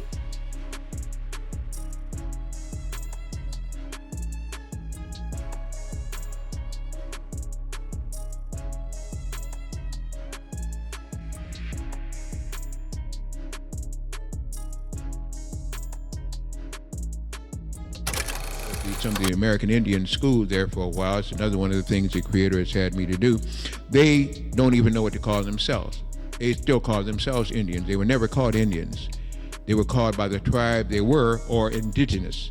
And as I say again, never confuse indigenous with aboriginal. One is a curse, the other is a blessing. Don't make the curse into a blessing or a blessing into a curse. Separate the two. Calvin Coolidge, of course, started what was called the Nordic Society. We've mistaken things now. Every time you say Nordic, you're thinking in terms of people from Scandinavia, Ukraine, up in the Netherlands, and like that. That is not the truth. Nordic does not have anything to do with a race. It has to do with a territory. And in that territory, you will find people that look certain ways because most of our history books are history books, and ours is a mystery book. But let's just say simply, the mystery of a history is where we have our problem. His story really started about 1909, University of Chicago, over there when John David Rockefeller financed an institution and started what was called the Oriental Institute, and it was a mandate because of the people that he was part of to change everything in history and have any published works and any professors that got degrees to have to go through that kind of a qualification period and start to teach a lie, which begins to be the truth. There are people, I live in Chicago, I'm not too far from the University of Chicago campus. There are people who come from the Orient that are called Orientals that actually come there looking for skeletal remains or some kind of history for themselves, and they leave there puzzled because they go to the Oriental Institute and they can't find Orientals. Well, that's a collective way that they have now hidden what's supposed to be there, and supposedly they granted the first degrees in Egyptology from that place. And Egyptology, through Sir Flinders Petrie, was now said to be a study, as they told it, to find white history, which there was no trace of. No history. Why would they then build supposedly the Alexandrian Library? Another lie. It was called the Library at On. Not only did they not build it, it was all they could do to maintain it, and it took them 3 generations in captivity, more or less, because although they conquered the Egyptians, they couldn't do anything else, they couldn't learn, to finally get somebody intelligent enough to could begin to learn to read and write. Yet we talk about the ancient Greeks and how great they were. The Library at On, which is a teaching center there in Lower Memphis, was where people from around the planet went to study. They had biology, they had history, they had zoology, they had a basic physics. Of course, at that time was metaphysics. They had astrology. Astronomy is very new. Tries to put down astrology, and astrology was taught before astronomy was ever even born. And right now, of course, they're still making mistakes, as you understand. They just took another planet away from you. So if you're into astrology now, you don't have Pluto anymore because they just told you it didn't exist. And just like they make it exist or not exist, so have they done most of history that they're used to again. They told you all wrong on the Great Pyramids until recently, because they told you it was a burial place, and there's not one pyramid over in the Giza Plateau that was ancient that was ever used as a burial ground. You've had some lesser kings that tried to emulate that, and they were buried there. It was not. It was generators. Those are Orgone energy generators, and that's why they're coming active again. If you've been over there recently, you'll find out there's a humming and a beat in the ground around there. The first thing you have to adapt to when you now go into modern Egypt is staying asleep at night with that boom, boom, boom. It's like a humming going on there. If you remember, Andre Sawas over there, who is a curator, has built a wall around some of that area because they're still doing research now because they don't want you to understand the following thing. Granite structures, which contain piezoelectricity, and pyramids around the earth now are beginning to give off a resonant, a hum, a vibration. They're tuning into the new planetary vibration, and they don't want you to understand that. That's why now crystals are hard to get. Try to get some good crystals nowadays, big ones, and watch what you have to go through, especially if you get a bunch of them, because they now can generate that new energy, which can be very helpful to you if you understand how to use them, and they don't want you to know it. But granite, pyramid-shaped structures around our earth are beginning to give off a humming, vibrational resonance. Birds can hear it, animals can hear it, you can hear it too. If you can get the drugs out of your system, you begin to feel it. Also, this is where the problem comes in. We have a people who are senseless when it comes to spirituality, trying to direct you, who are spiritual people, having a hard time with their reality. It's a matter of what you think is real and what is a fact of what is real. A tension and a higher vibration. It's like an uneasiness that's going on. People say, well, can't you sense? This is where the problem comes in. We have a people who are senseless when it comes to spirituality, trying to direct you, who are spiritual people, having a hard time with their reality. It's a matter of what you think is real and what is a fact of what is real.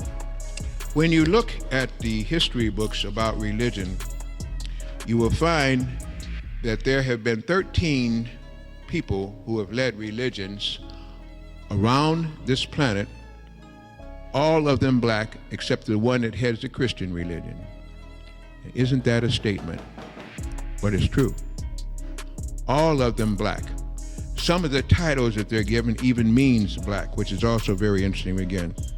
When you begin to check out in history again and you find Buddha, which is supposed to be an Oriental god, Buddha, if you would. Buddha means Buddha. It's a hail the black. Buddha is woolly-haired. You've never seen a straight-haired Buddha, no matter where you went to. They all have the big hara, as they call it again, and it represents a black person leading a religion. When you begin to look amongst what would be called the Japanese, they have Zahira. Zahia and Fuhai, which are sometimes interchanged, are both black ancient gods of the people now who worship there, if you would.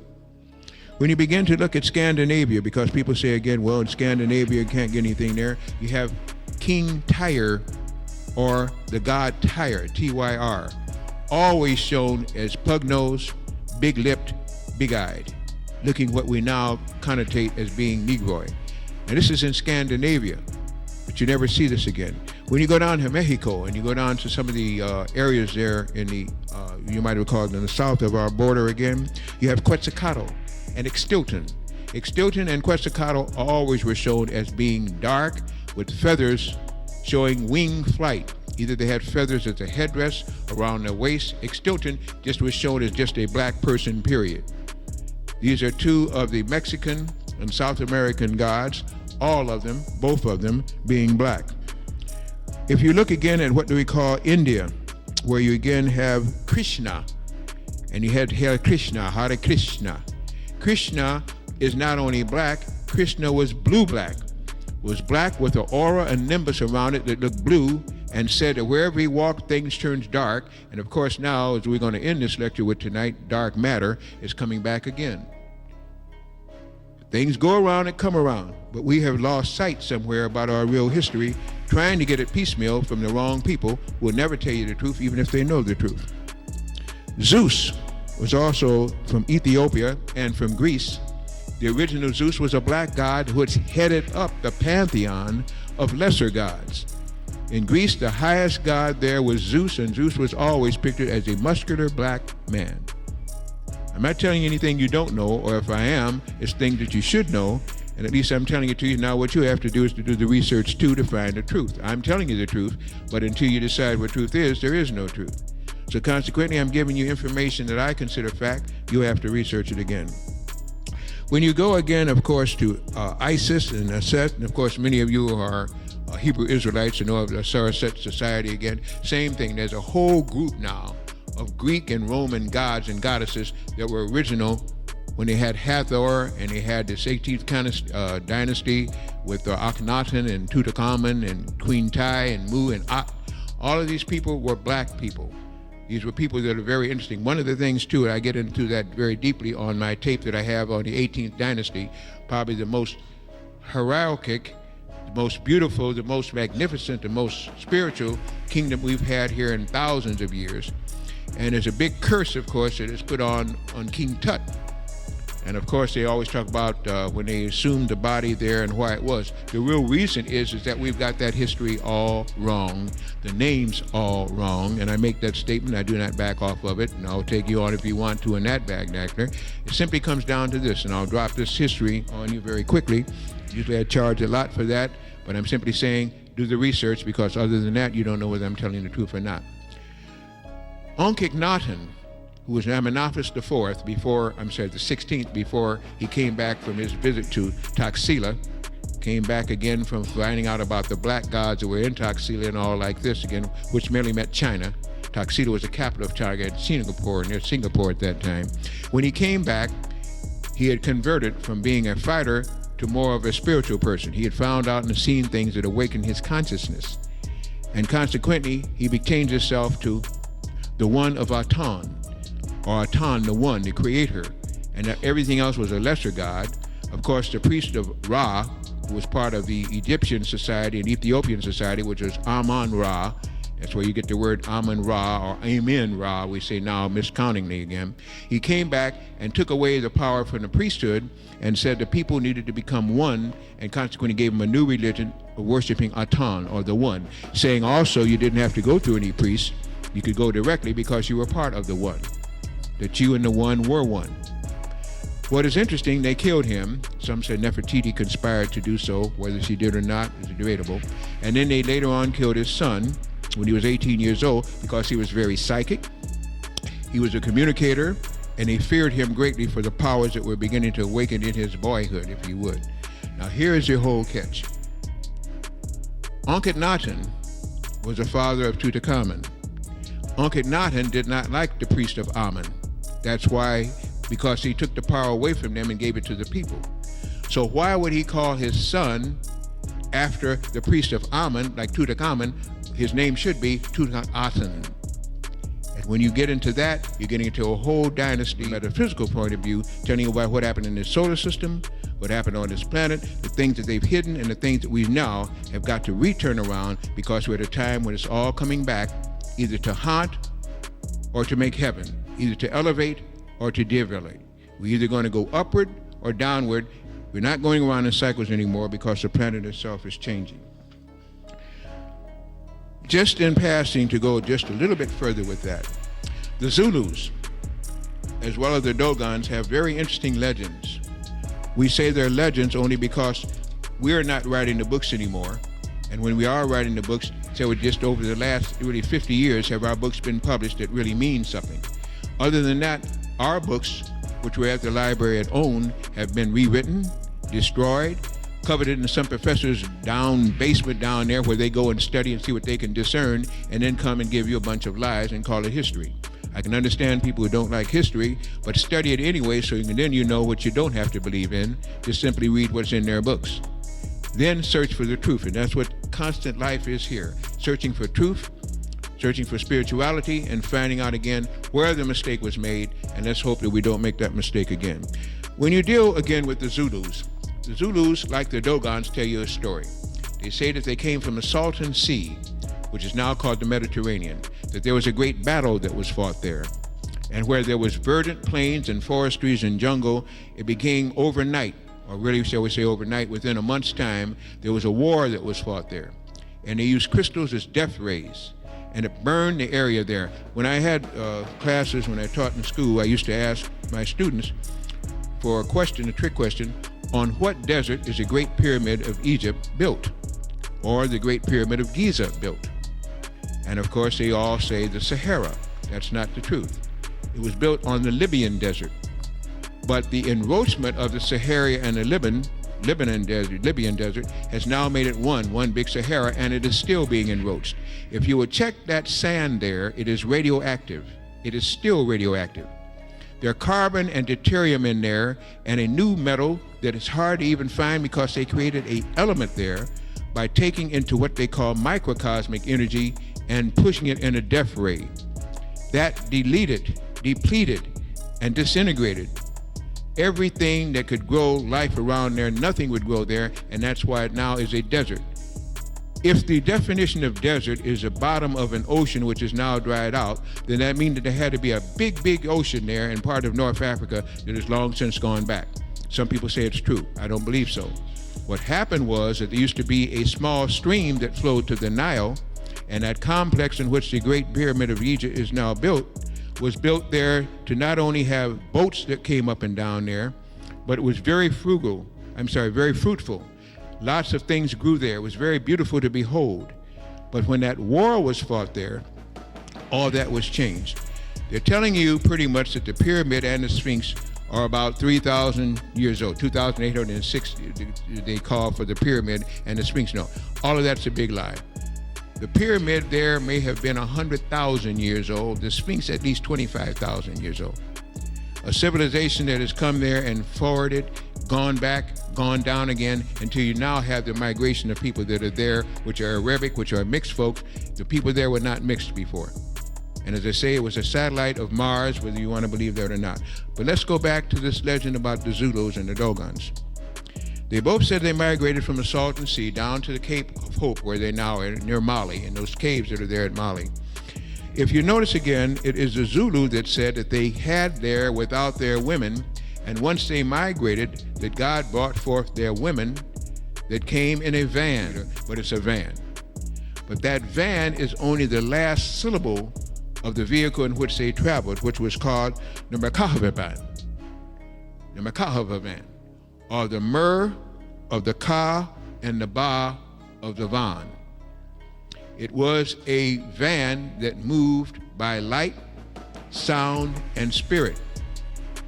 When you say raising now the Merkaba, and all those who seek to do it, they're now seeking to get the vehicle of light once more as they did before. And it was said that the woman came in the vehicle of light.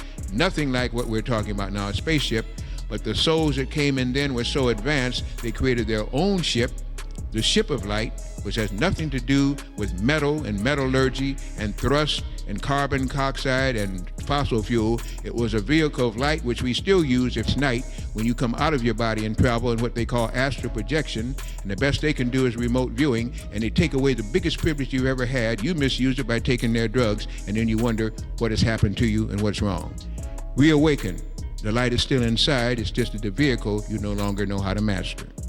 So they're now trying to do what you're supposed to do, and the very pyramids that they're using were the ones where you could instruct a person, find out if the person was an initiate, because when they sat in that king's chamber, which was never used as a tomb, it was used as a sepulcher to separate the light body by showing you that you were fasted enough, were strong enough to separate that body and go on your journey of the soul.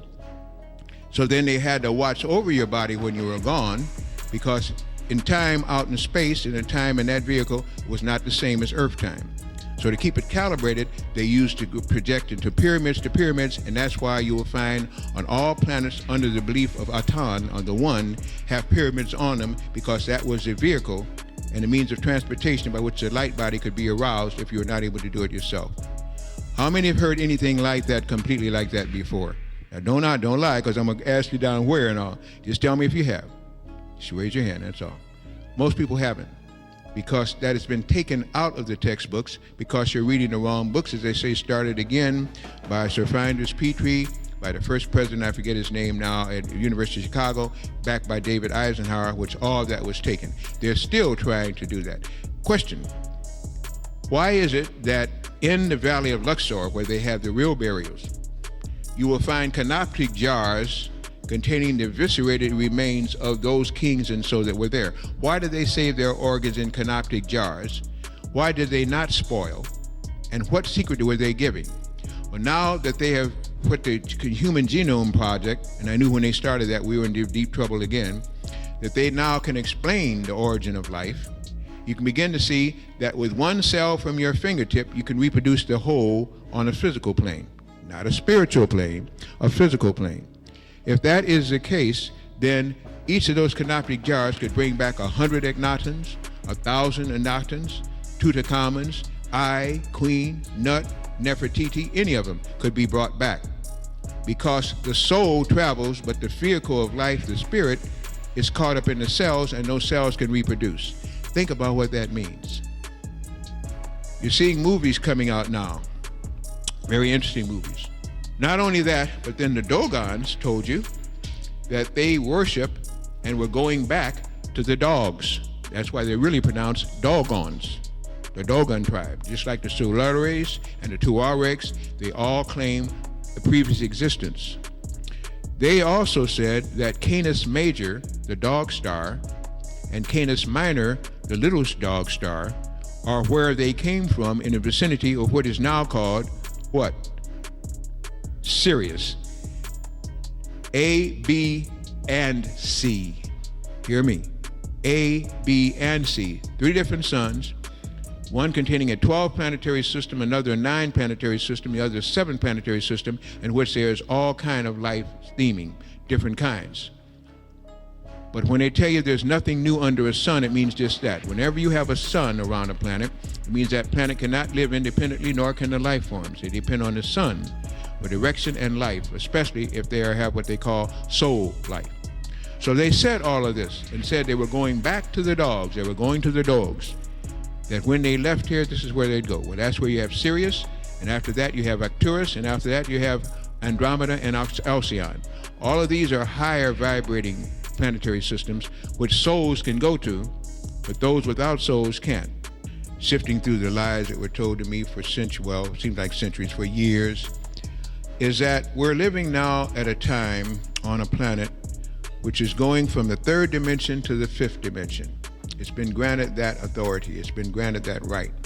It's a long-suffering planet.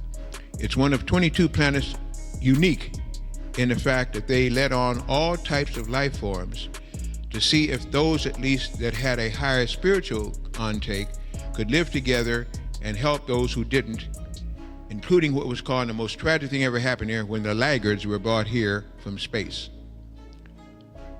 After that, instead of the good teaching the bad took over and pretty much began to teach the good. So we got a problem here. It's a long unsolved problem. Because you don't have everlasting life and don't have a soul, then you can see when their kind of scientists begin to take the fore, you got all kind of problems now. Now we got a problem because we've got all kind of mixtures here. There's a movie that comes out every so often, The Island of Dr. Mabuse, and some others, by which you see a genetically mad scientist engrafting animals into insects and insects into animals and people in both, just creating a whole new clone society. Well, that's still going on.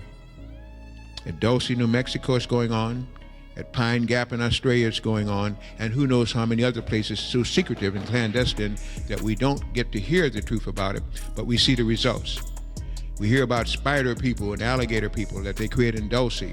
Horrendous experiments that are going on as you speak and sit in these seats that you have no idea about, or if you do know about it, you don't understand that some of these things have escaped.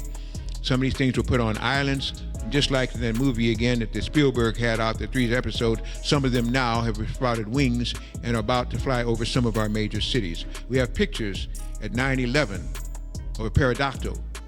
We have pictures of the devil's face being seen on third dimension and holograms all throughout the smoke, which shows that they're invoking even the lower heavens now to bring about what they're doing. We are in such a time now that without an awakening of people and a fighting to keep the drugs and things out of our systems, our last vestige of hope to keep physical bodies at this time will be gone. People are dropping dead right and left. They're sick. They're messed up in the mind. Tension and tracks. You're getting your bills twice a week. Twice a month you get the same bills. You're getting reverse mortgages. You're getting, or as I say, in addition to all the ways that they've messed up your food, your water, your consciousness, and just life on this planet period with the chemtrails and stuff that they're spraying every day too. So every day you go out and breathe, and I understand most of you do breathe. Is that the truth? You have some, I didn't say breed, I said breathe. Huh? You do breathe. If you do breathe, you're breathing depleted uranium, titanium, barium, and aluminum every time you get a nostril fuel. Because that's what they're spraying every day. And of course, one of the biggest questions should be raised during this election by these so-prime candidates. When are you going to stop whoever's spraying from spraying us, killing us, and giving us diseases, when you're talking about now trying to help people with insurance coverage and stuff? As long as you go out and breathe what's in that poison atmosphere, every day of your life is a battle. And that's when I'll get into the last part tonight when we start talking about diodes, because I see problems. Problems are not enough. I want solutions.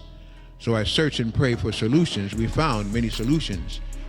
But in order to do the solution, you must understand there's a problem. Says to us, now I want you to pay good attention to this, that the whole human family is today considered dead.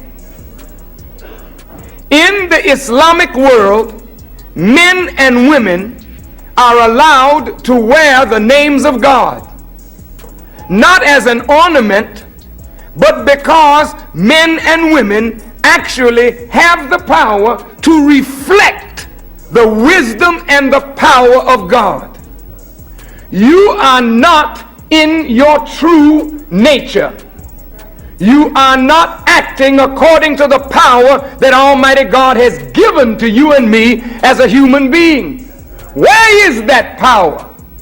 The power that brings up vision, where you can stay in one place and see what is going on in another without the effort of television.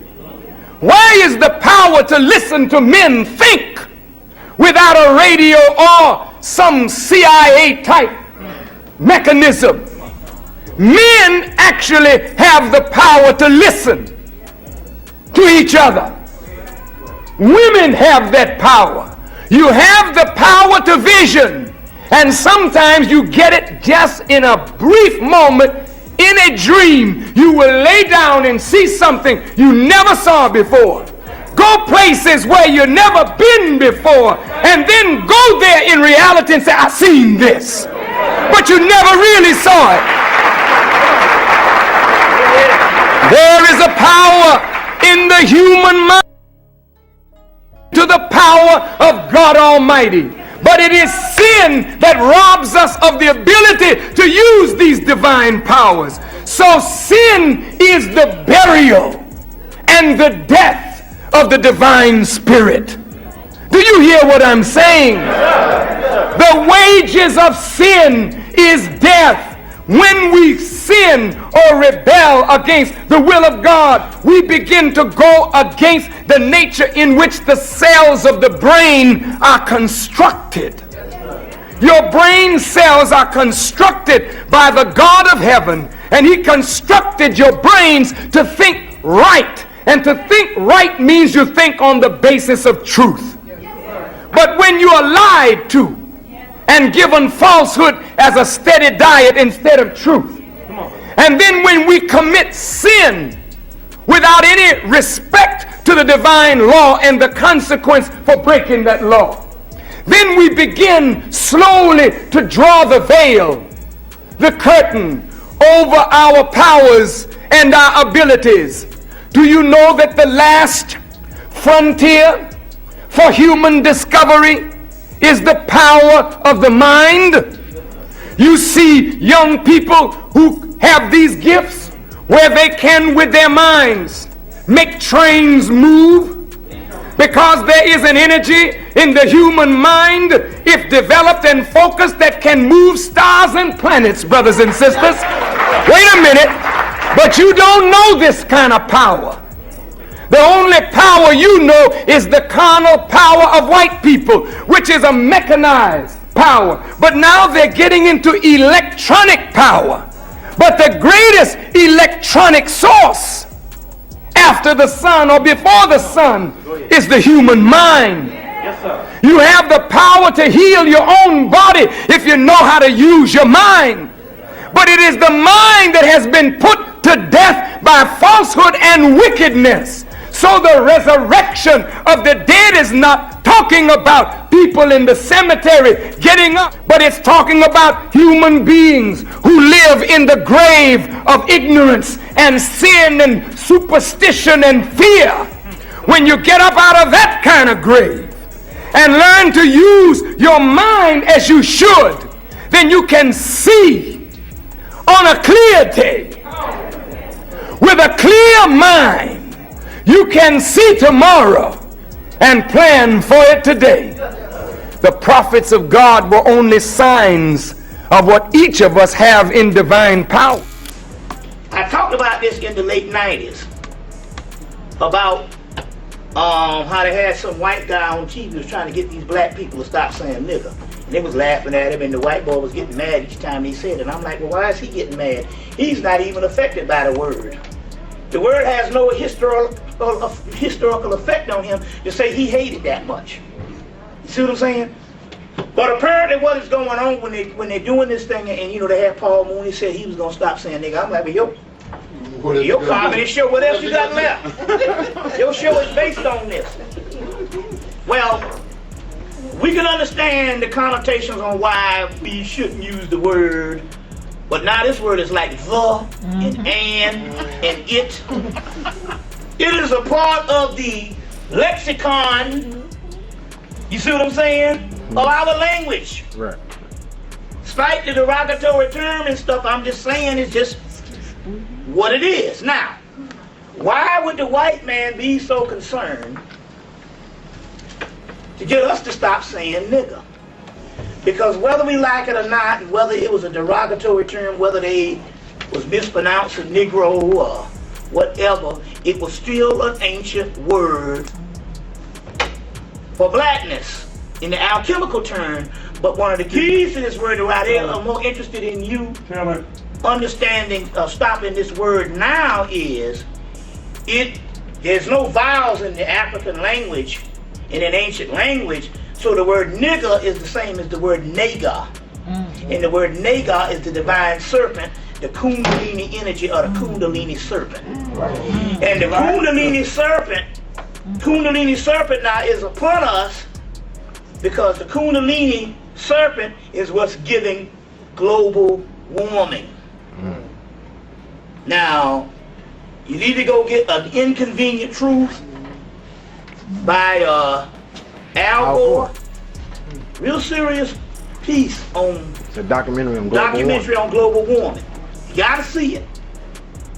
Because I told the people in Baltimore that the global warming is coming from your kundalini or our kundalini energy. Now, they talk about it in Peter Tompkins' book, The Mysteries of the Mexican Pyramids, that they had a group of people, Native Americans, that used to do this ritual every year to unlock the earth's kundalini, or the fire snake, or the divine serpent. As above, so below. There's a serpent in the sky, there's a serpent in the earth, and there's a serpent, in us. And this is this particular fire snake. Now, this is what is the global warming. All this greenhouse gas is good. They've been having carbon emissions for the last 100 years or more. So all this green, that's not what's going on. These icebergs are not melting, and they're showing these mountains falling in the sea by the thousands. They said, well, we're not really worried about Greenland. We are worried about Antarctica. So they went down to Antarctica, and it's melting. So the occult people know that it's not greenhouse gases. When you say the word Nagar,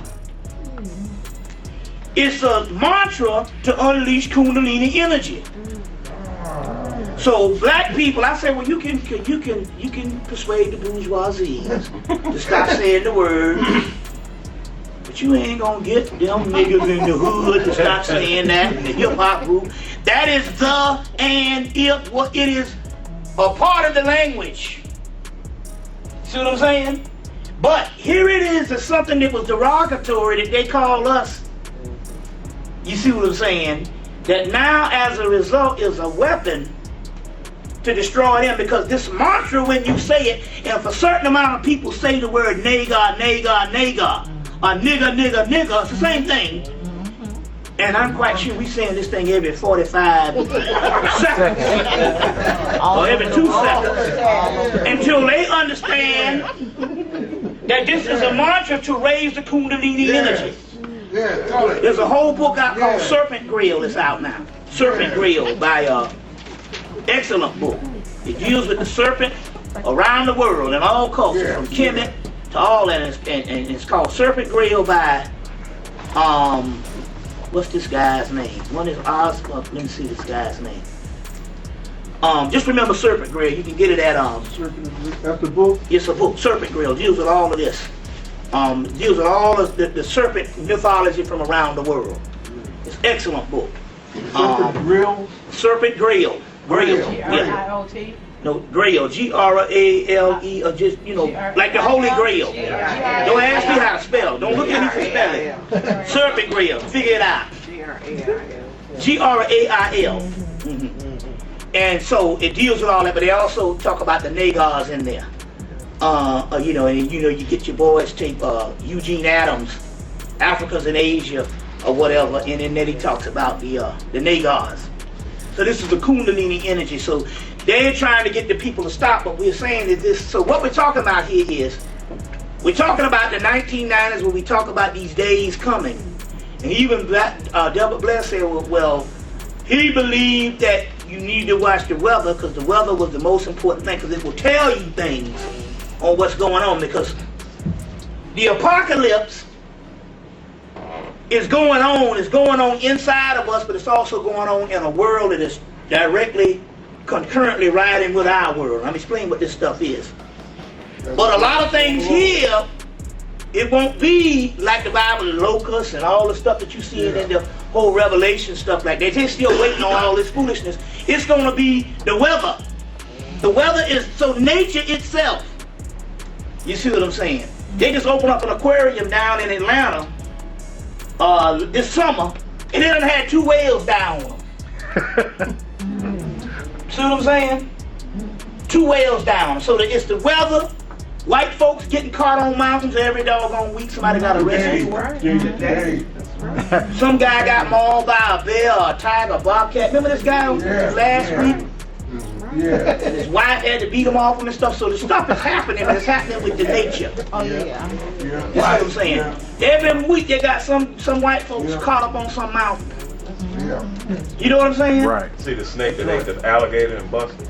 Yeah. What happened? Python swallowed the alligator. And exploded. And the snake exploded. Yeah. I'm just saying, so nature's telling you what's going on, and then again, on the other hand, We're going through all kind of upheavals in nature because black people have lost their damn mind on all accounts. From the hee-haw to the bourgeois. We're in a time on this planet, as far as I'm concerned, it is a very much of a turning point. This planet has gone through a lot of changes over the millions of years in which intelligent life has been upon it. And I know that might come as a shock to some of you, but it's the only conclusion that I have reached. They have found a natural, to quote, unquote, the anthropologists and historians who are doing the digs, a natural nuclear reactor in West Gabon, Africa, that they carbon date at least 500,000 years old.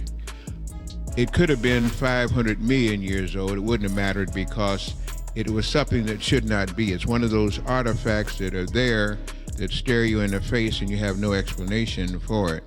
When they said natural, I began to automatically pique my interest. I said, okay, let me go out and find out when they say a natural nuclear reactor. Well, what is happening now, and this is current, and you might remember this, in Gabon, Africa, West Gabon, there's a 5-mile area which is releasing magnetic energy. I'll repeat that.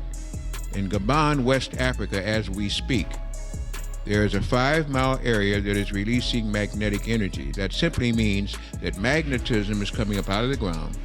It's going up into what they call the atmosphere. And there's supposedly 7 layers of atmospheres. What their names are is not that important, but it means it's going way up. What is happening is that magnetism is beginning to interfere with the nations of Earth satellites. The nations of Earth satellites, prediction, you heard it being said now, will begin to fall out of the sky. Some will begin to get short-circuited and begin to transpond things that they're not supposed to and do things that they're not supposed to. And these are very dangerous times, if no more than for that. Remember, you heard it here now. If you remember, day before yesterday, United States Navy supposedly shot down a huge satellite as big as a bus because it contained formaldehyde and other poisonous nutrition and things that would be very bad, and almost went into another world war. I don't know if you realize that or not. Because when they shot this thing off, it had a scattered rocket load. In other words, it went off, then it scattered particles, which means if the impact missed it, these particles would then knock it out. Supposedly it was successful. The Russians went on red alert, the Chinese went on red alert, the French went on red alert, even though supposedly they were told this was going to be done. Because it was supposed to crash, and if it crashed, it might have been over a city, it might have been anywhere. So to stop that, they knocked it down. What they didn't tell you was why it stopped. I just gave you, to start our whole presentation tonight, one of the reasons it may have stopped. And you're going to hear more and more of that happening as our Earth is beginning to fight back on all these electrical towers that are everywhere. Now, I would love to get right into that, but I did promise that I wanted to go over a few things about Black history, but this is present history that will be Black history in the future. When you understand later on when that satellite went down, they won't tell you it's because of energy coming out of Africa that is coming up now into space and beginning to disturb everything that's running on electricity. And your biggest problem right now is every day you're breathing in things that are being sprayed. They researched that for 17 years to a guy by the name of Nikola Tesla and another guy by the name of, can't think of his name now, Edward Teller, who misused that whole project and set up what they call a force field to set up weather control. And that's what you're now breathing. So you got a problem, but you got people who just test us, they don't have souls, and serve gods who don't, who want to keep you out of it and dumbed down, comatose, brainwashed, inoculated, vaccinated, and encrypted, any two of which makes you useless to a spiritual society. You have now, in 252 major cities here in the United States, Chembio trails. You have in each of those cities a GWIN tower, at least one. GWIN is ground wave antenna array, at least that's what they tell you. It's 350 feet tall. and has little things hanging all off it. When hit on its lowest frequency, because it's a low frequency vibrator, it will set up a ground waves 5 feet beneath the surface up to 50 feet above it, which is going to include most people and most homes, that will be of extra low intensity. And extra low frequencies are the ones that cook you from the inside out. They're the ones that destroy tissue. They're the ones that mess up the glands and organs and hormones. They're the ones that can be most detrimental to you. When that thing is turned on, you'll fall down on your knees, your eyes will be bugging, your blood brains will be bursting. It is a horrible thing to see in operation. They've already tested it. They just have not hit it on ground full yet. They're still putting them up. In addition to which, everywhere you look, you've got other small towers. They're called, in many cases, cell phone towers. Some of them are called government defense switches and cable towers. Two of the worst times on earth, I take that back, two of the worst times in the United States is 9 and 5, when people are going to work and coming back from work, unless you're nocturnal. Why? Because now you're hitting the highways and you do terrible things. You're either riding in a conveyance, electrical discharge, or you're driving in a road, a taxi, over-the-road rig or something like that, and you have to do two terrible things. You get in the car and you turn on the ignition, and the trouble starts. You turn on the ignition and you've got an AC there called an accelerator, alternating current again. And that accelerator, coupled again with the alternator, gives you a mixed AC, which causes automatically a low frequency, which can be problems to you. Especially since the car is supposed to be made and the chassis made of metal. With the new side impact laws, you have to have stress weldings to withstand the impact of so many poundage. So now, if it wasn't before riveted, it's now solid welds, which means the seat that you're sitting on is welded to the chassis that you're riding on, which already is receiving alternating current, which is a low vibration. But now you have global positioning satellites. It's so fun. Tell you where you're going to go before you get there. It speaks to you and says nicely, if you go down a mile, you come off and then you exit here. And yes, sir, you'll have it. Well, this daggone satellite is now reading through an overhead satellite, which is not only charting you, it's giving you rays that you can't see in the metal of your car. In addition to which, you might even have the nerve to turn on a cell phone. I know you have to sneak and do it, because most of the time you get a ticket if you do it. So you get real smart. You put on the Bluetooth, and it blinks up and lets you know, I'm a fool, I'm a fool. No, I mean, that's not what it says. It says, I'm contacting it. I'm contacting it. I got on a cell phone. I got a Bluetooth. They just had a convention in Las Vegas in which all the electronic firms from around the world were there competing and showing what their latest scientific advances were. Out of that came the new Blackjack and the new Blackberry. Samsung put out your Blackjack and Blackberry, I forget the other company, but anyway, it's not important. They have now found out, check me out. I always want you to research me, because then you appreciate me more, and hopefully again some of the other things in, you might even give it a chance to see if it sinks in and if I'm really telling you the truth or not. A milligauss is a unit of measurement by which they gather the Gauss of a magnetic field, or the electrical output, simply meaning this: 2 milligauss is as much as a human body can take. When you go to the 3rd milligauss, you can get in trouble. Radiation poisoning, glands, organs, blood, brain, anything else. Both the Blackberry and the Blackjack radiate 100 milligauss. How many didn't hear what I just said?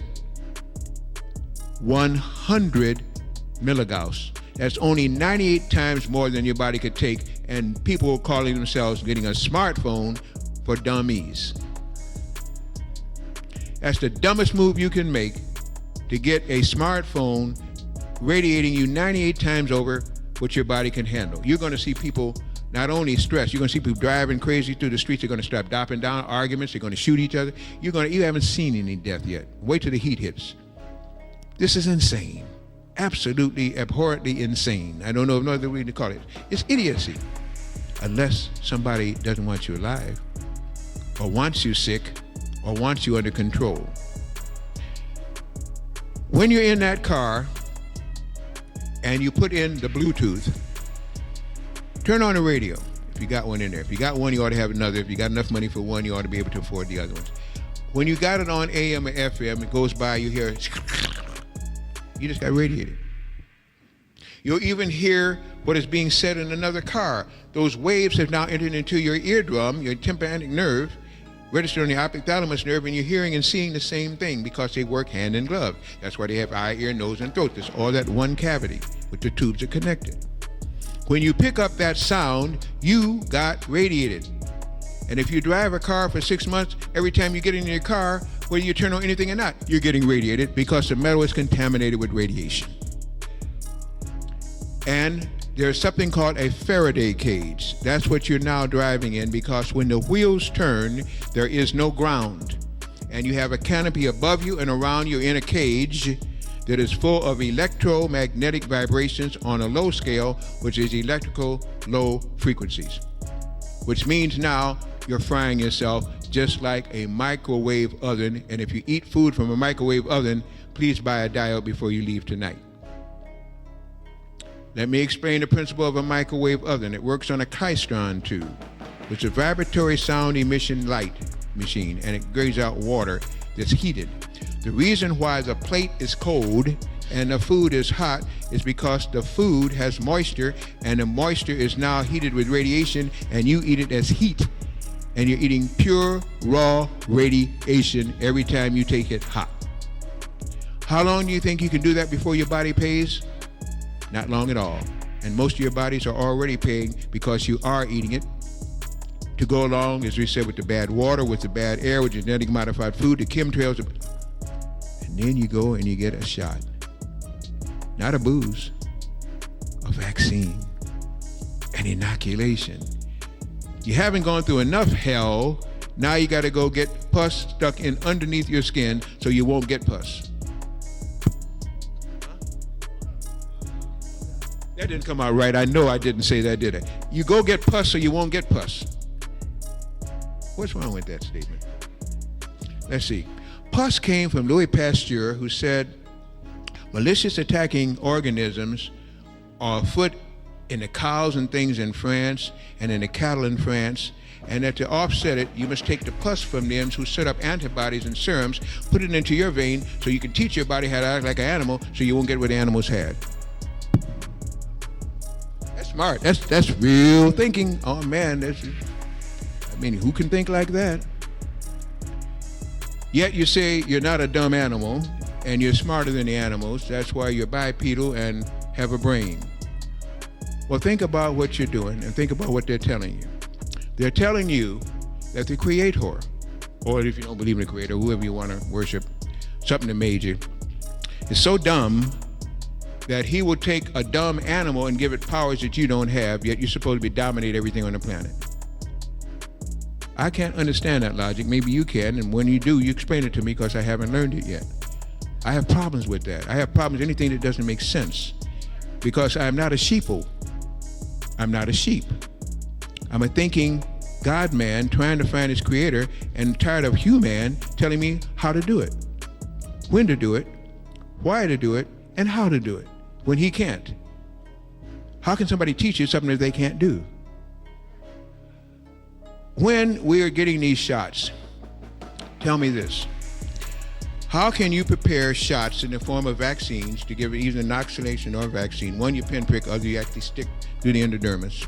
How can you make a vaccine for a particular type of flu a year and a half, and that's what it takes them to pass any kind of test if they give it, to tell you what's going to come about the next year when they can't tell you from season to season how cold it's going to be anymore, how hot it's going to be anymore, or what's going to be coming out through the air? How can you prepare enough and have it work? You can't. But you can always give a person poisons who's fool enough to believe you anytime you want to, anytime you have them to. If you don't know what is right and wrong, then think about history. You say you're a student major, you're in Black history, you understand it, then let's use some history. Why would you take from people or a person representing people who have tried to kill you by every means possible and make your life a living hell and detrimental, and think that they're now going to save you from something that they already have or can't get? Vaccines are things that are made in pharmaceutical apothecary laboratories using synthetic chemicals to create something, and they have to put it with a catalyst, a carrier, something, so they give you then an animal pus, which they breed, and then give you, and that, just enough live in there to make it valuable, and your body will react to it, setting up a defense because it's so full of pus and toxins that now it makes your antibodies work. Why in the heck can't your antibodies work without an animal's pus being in you? Because you're so full of poisons already from all the bad air, all the bad water, all the bad genetic modification things, and all the shots that you got when you were a baby that your sense system still can't ride, but you're still here looking strong to me, which means that in spite of everything that you're doing to yourself and allowing them to do to you, you're still strong enough to be here when some of them are dying. A magnificent people living in ignorance or trusting the wrong God. If your God is a great white hope wearing a lab coat, you're a fool. I'm sorry, I didn't ask your religion, I call you a fool.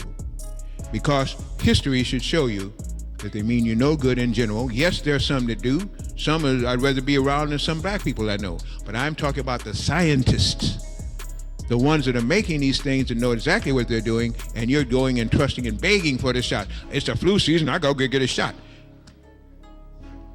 Better you go to the lab, they need to get some alcohol, that'll stimulate your blood a little bit. Some bacteria can't live in the alcohol, so people are so many petrified by booze that nothing could live in them anyway. So at least that's one way of doing it, at least something that your body can react to that is maybe good.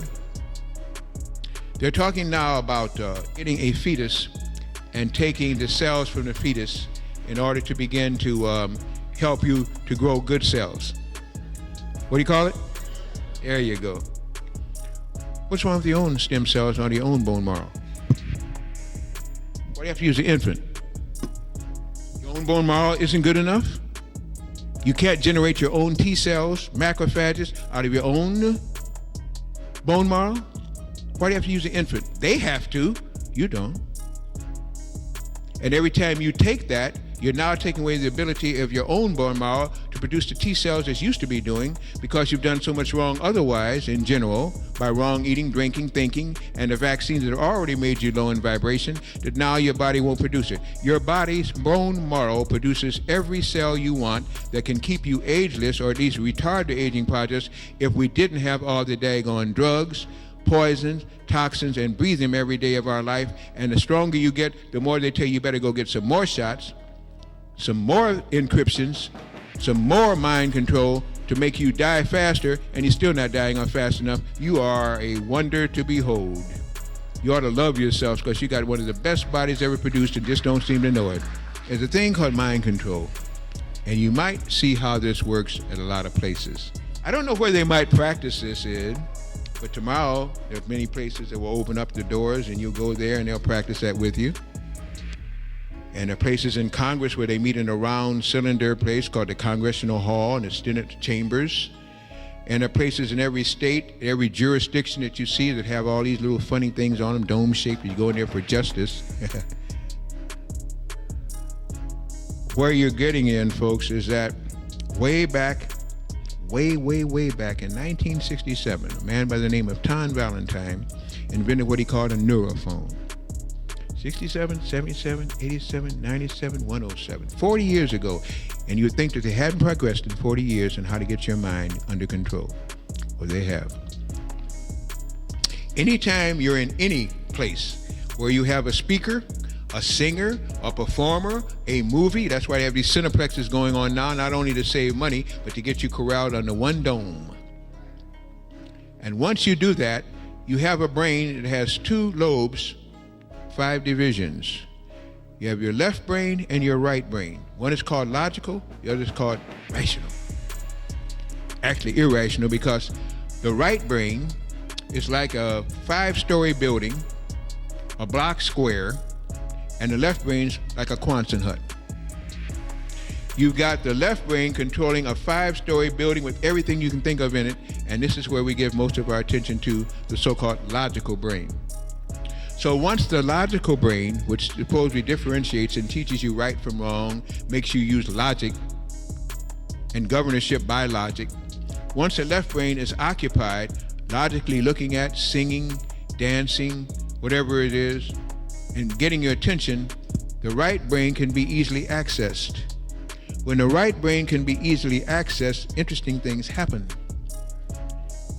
The right brain believes anything that it hears in your tenor of voice, your modulation of voice, your volume of voice, everything about your vibration. Anytime it hears it, it believes it.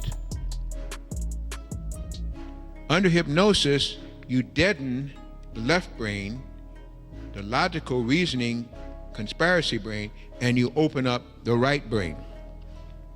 Drugs can do it, but a simple thing like using the spoken word can now do it too. Because in many of these places, they are wired for sound that you do not hear.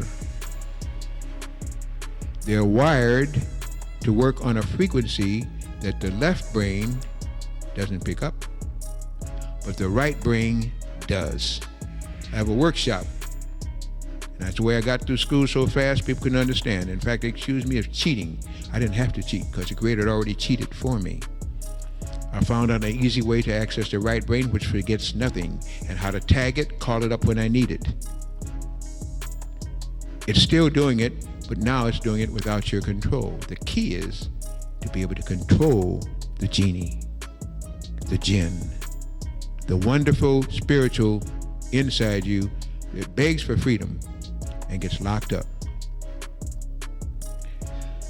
Your right brain can do just about anything you imagine because it is your key to spirit, mind, and soul. Through the pineal gland and the king's chamber and the lower queen's chamber, which is nothing but the hypothalamus of the two biggest organs and glands in your body that separates you from the beast and everything else, and they deaden it. So once you're occupied with the left brain, they can now send down a high frequency signal to your right brain. You won't even it's been implanted, and you'll carry out every instruction that it gives you because your governor is off. Your modulator is gone. And then they tell you to forget that it was gone if you remember to forget. Huh? I love playing with you because they already are. I do it with love. They do it with malice, aforethought, and hate, and envy. Worse than that, they envy you. You don't even know why you're envied, but you are. Anything that speeds up 6 times over and becomes a blur is what your right brain hears. Anything below that is what your left brain, logical brain hears, and your right brain just goes to sleep and say, well, it's another foolish day. Another day I can sleep because the people ain't ready. They're not operating on a vibration fast enough. Well, in spite and despite of you, the planet is now going to operate on a frequency that's fast enough. And if you don't catch up, you're going to die. You're going to die anyway. But you'll die faster if you can't keep in synchronous, in harmony, in vibrational rational with the planet. Your planet is speeding up its vibrational rate. It's creating a magnetic field. Magnetism is for the spiritual people. It's for people with souls.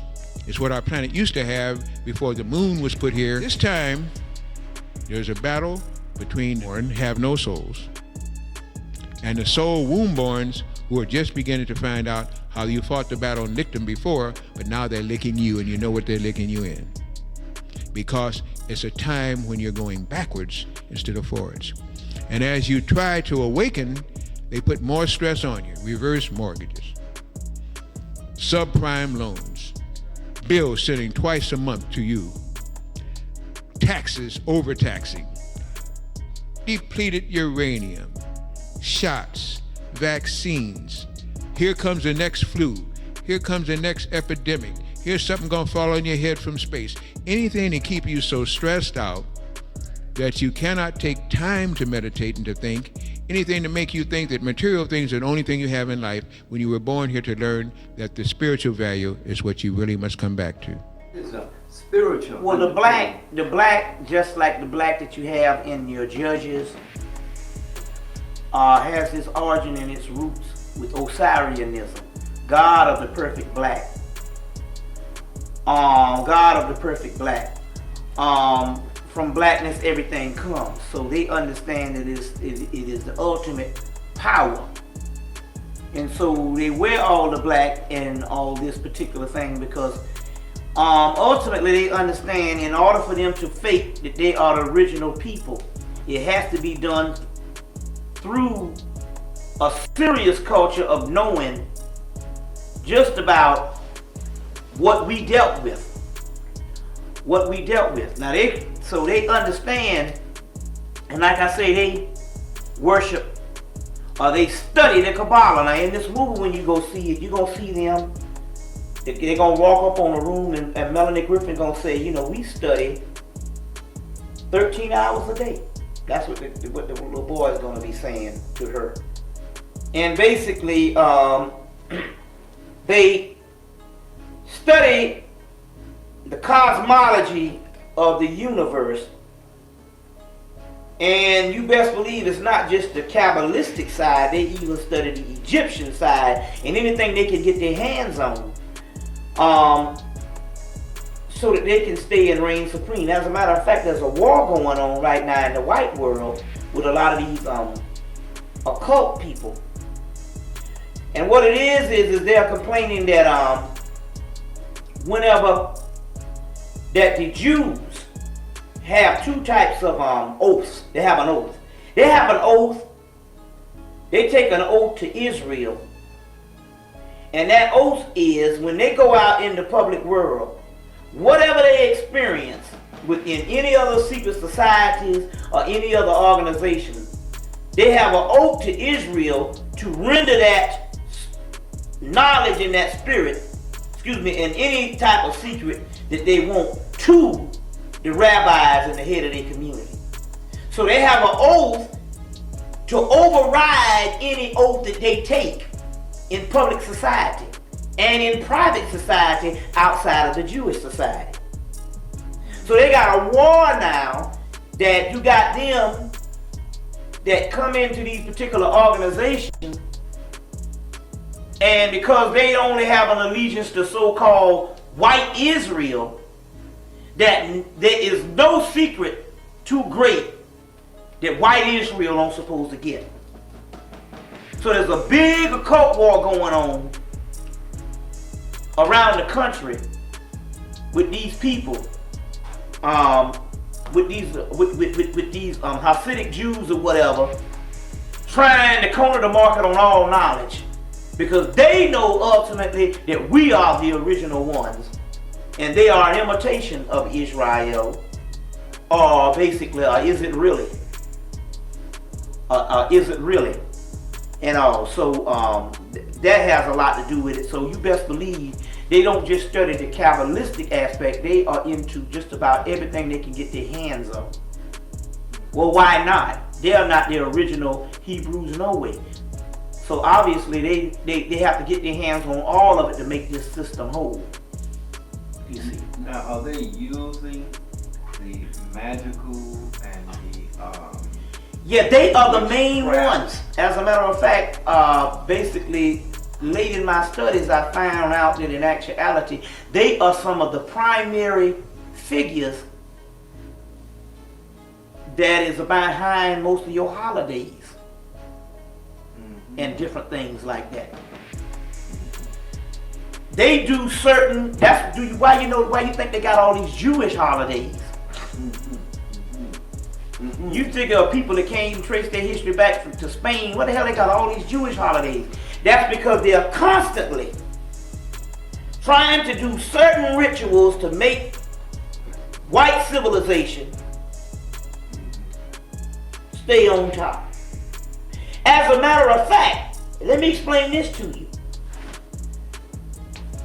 The other Gentiles look for this Jew as his ultimate priest. Number one, he figured if they can somehow, like you said, make some type of connection with black people, that maybe they might be saved if they have an allegiance with this particular Jew. So what they do is everybody cartels the damn Israel, or the is it really's, You see, because somehow these people know that Christianity is fake as an $8 bill. And they got to have some type of ancient, now don't get me wrong, Christianity as a religion is fake. Christianity as a mystical system comes out of Coptic Egypt. And it is just as metaphysics as ancient hieroglyphic Kemet. Let's make the distinction. Moralistic, organized Christianity is fake. Ancient Christianity and ancient Christian mysticism predates Christianity, and one has nothing to do with the other, but one is the real one and the other one is a plagiarized version. Let's get that right.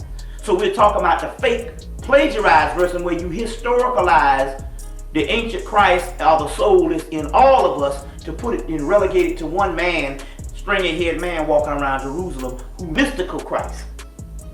There's a whole chapter on that in the book, Who is This King of Glory? Alvin Boyd Kuhn, which is one of the highly recommended books with the late Dr. John Henry Clark. And this is the one that the government had to ban because this particular book will eat any Christian's ass out on that subject of Christianity. With this book, there is no hiding. Massey's book basically said the same thing, but Massey was trying to show the connection with ancient Kemet, and he was more interested in the Kamite mythology, which is good. But Kuhn really bust this thing up. You see what I'm saying? With this thing. Now going back to them, the reason why everybody bows down to Israel, because this is the high priesthood for all Gentile whites. So if New York don't have a damn door left on it, they're going to have them Lubavitcher Jews over there also too. You see what I'm saying? And they do all kinds of rituals and ceremonies. And the reason why they have all those holidays, because they are constantly trying to do things spiritually to keep this imperialism afloat. Just so that just like the government have the army to do the fighting, they got them to do certain spiritual things or certain ritualistic things, as well as they got other secret societies and lodges doing their part also too. But they are one of the main ones. You see what I'm saying? One of the main ones, you see, also too. And as you're about to come into your own, they're making it even worse, because this coming selection is going to be the turning point for the United States of America. Selection. But do waste your time. Now, I'm not giving you an excuse to not to. Why do I say that? Because in your consciousness and your soul and your heart of hearts, you know you did the right thing or attempted to do what you thought was right. That's all that registers in your soul matrix. That's the light that shows you tried to do the right thing, and that's the difference between those who will pay for what they know they did wrong versus those who tried to do the right thing. There's a big difference. And how you feel about yourself nowadays is everything. If you can't love yourself nowadays, you're in bad trouble.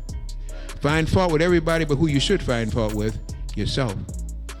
Because that's the hardest thing to efface.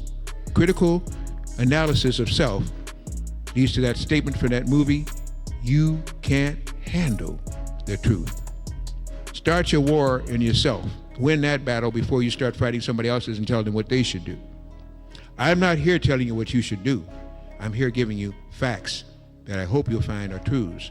And you must make that final decision, because there is no truth until you decide what truth is if you're on this planet. When have they told you about the second sun? All they tell you is that there is a growing magnetic field and a growing energy coming from the sun that is something else. Magnetism can be cold. Electricity is always hot. Cold magnetic force is a strong force because you don't realize the energy behind it, because it comes to you as cold and you think therefore it's not much energy. We have two suns. I have pictures of the two suns here. I should have had slides, I didn't, forgive me, but you can order them from our site, and for those of you who have a little time later, I will try to show you a few of them. But We have two suns now. Take my word for it. The reason why they're talking about that the sun spots and increasing sun radiation is just going up off the charts is because it is. But I'm going to make another statement now. Take a deep breath. You say, oh, he's gone. I don't drink, I don't smoke, I don't do drugs. Why is it when, supposedly if you believe everything else they say, when the astronauts and the cosmonauts went into outer space, they talked about the darkness of outer space. In fact, they had a thing I call it lost in space because they couldn't find your sun. They saw Alpha Centauri, Buchalon, all these other, Alcyon, all the other suns were brighter because they said ours is a third magnitude dwarf sun. Can't even find it when you get out there where it's supposed to be. And why do they talk about the coldness of outer space when you're getting close to the sun is so magnificent? Why is it that comets pass through the corona of the sun and they're not burned up? They got a satellite sitting out there now right by the sun. It's not burned up. These are ways they have played with your mind because you're sons of the sun, but you don't understand that that's literally. Why do you think the Japanese and the Chinese have been fighting each other for so long? Because they said they're sun people. They have 7 rays of consciousness, the land of the rising sun. Before Tojo came into being and Hirohito was there, they were going to go back to the priest of Osaka where they had their pyramids, to the suns, because they said that the people who are distasteful, these Chinese people, are trying to take away from our heritage. And the original Japanese people were the Ainus, which they tell you are white. They were not. Ainus came from the Ryukyu Island. They were black people who worshiped the sun and the 7 rays of consciousness, which you're supposed to have at this time, only they've taken 4 of them away from you. The sun is not hot. The sun is not bright. The sun is an energy governor. That's why they tell you it's nothing new under a sun. Any planet under a sun cannot govern itself until it can begin to be part of a sun itself, or the people get so illuminated that the planet begins to shine like a sun. Illumination cannot come with those who don't have souls, because your lumen orbit in you is that little bright light that is your sun, shined up here in the hypothalamus through your pineal gland. Can I make it any plainer? I don't think so.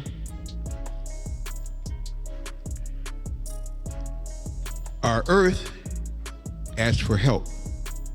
It was tired of people running it and felt that it had suffered enough.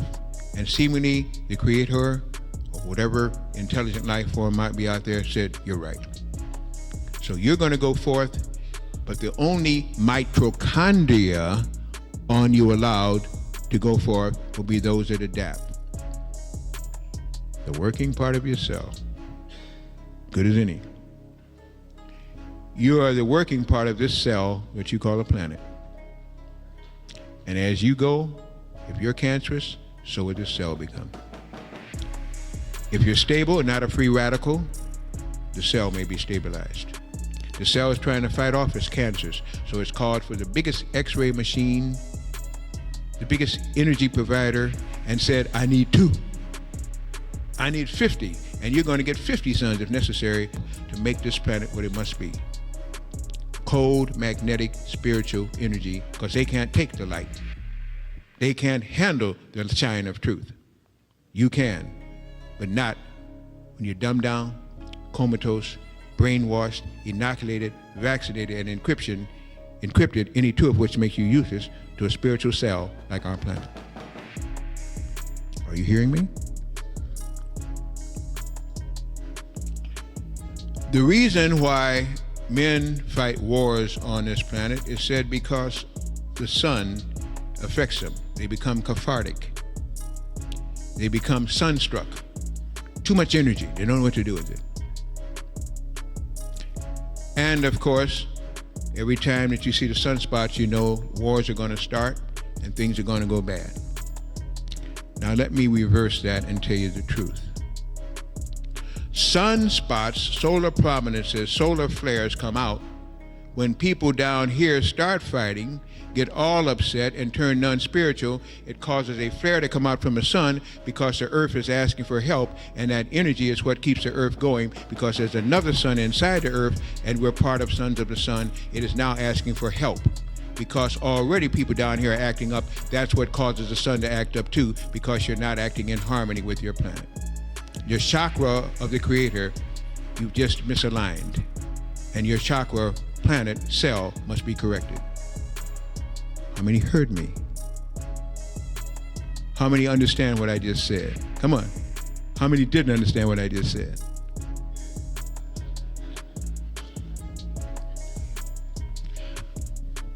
What is a chakra? Anybody tell me?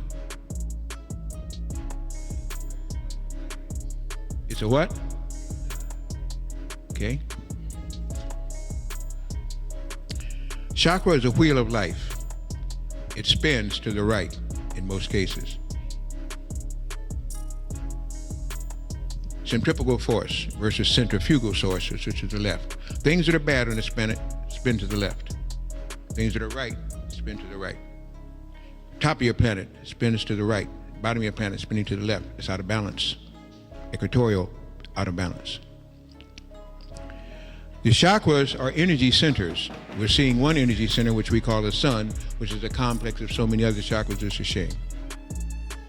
But when that chakra center is generating energy, it sends that energy into the planet, which sends it into you.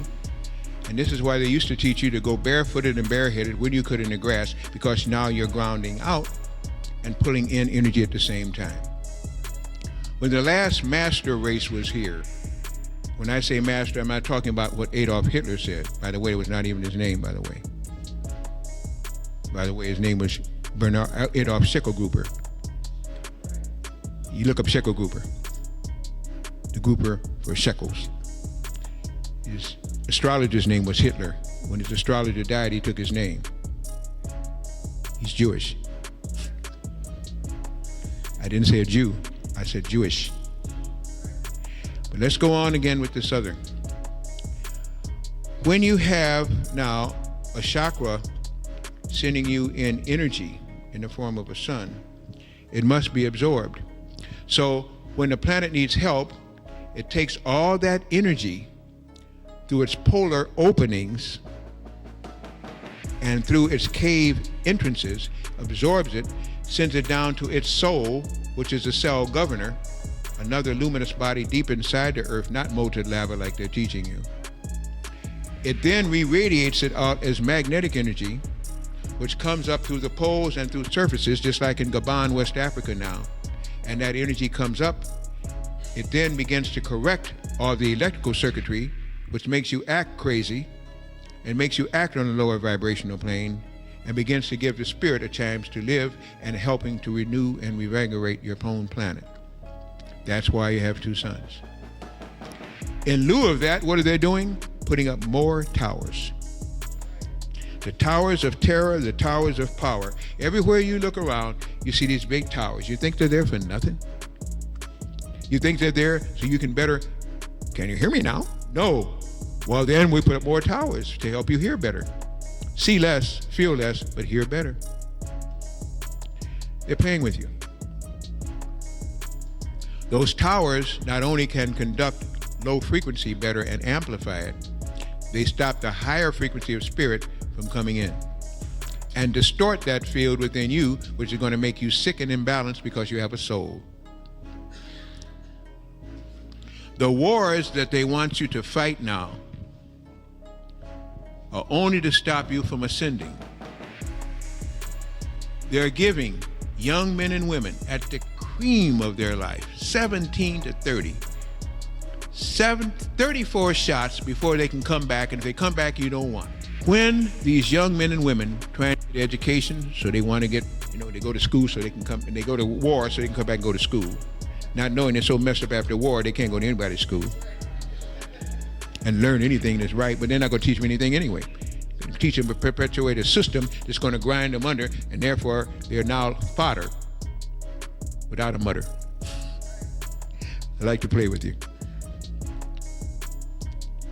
They give 7 shots at birth to all melanated baby that are not born with a midwife and stay out of the hospitals. It's now a mandatory law to give it to all baby melanated or not now. They give them 7 shots within 3 days. including a hepatitis C shot, which is for homosexual and heterosexual promiscuous adults. Baby comes out of the womb making love, right? Having sex, huh? Why else would you give it a hepatitis C shot? Insane. Then they give it DPT, diphtheria, tetanus, full of venom from animals. You're giving it to your child because you're such a bad mother and a stupid father, so low in grade that you can't protect your own children through your own immune system? You got to go to an animal, and this is where they gave my baby the shots, and I got to carry it back for some more shots, and I got to carry back some more shots because the lab coat told me to. He had a white coat on, and I respected him. I got a white coat too. Would you respect me if I put on a white lab coat? Don't you understand that in gestation, during the first, second, and third trimester, everything that the mother and father has that is good is passed on to that child? And nowadays, with the crystal children being born, they would differentiate and won't even take it if it's not good, send it back to the mother until the mother cleans up her act. And will tell the mother in the womb why they're doing it. That's why the woman goes through all kind of eating habits and stuff, because she's not in synchronicity with the fetuses within her. Get in harmony, and you direct the child directs you, and you both benefit. But let's say you're smart enough to not take the shots, not have your amniotic fluid put in with depleted uranium or barium, that you're smart enough to give birth outside of that, in a prone position, again, in a sitting position rather than a prone position, and that you don't give the child any shot, but then you rear it so it can go to fight for the United States of America. And defends you against what? That you're not already not defended against. When they give these poor boys and girls who put on a uniform for all the wrong reasons to go fight people for all the wrong reasons. If they were going to Darfur, if they were going to Zaire, if they were going to the Congo, if they were going to places like that, I could see it. I still wouldn't see it because I think there's a better way, but I could see it. But the insanity of going to fight on the surface of where Mesopotamia 1 and Sumer are, spilling their blood on the soil when their consciousness could be opened up, time locks down there that could take you to a beginning on this planet that you hadn't seen in years. They're dying on the surface thinking they're fighting for their country. Their country is the planet Earth. No less, no more. League of the men's staying there, going to make something happen. And why would you take 3 aircraft carriers when the Tory missile that was sent by Russian and given to the Saudis, who are Jewish,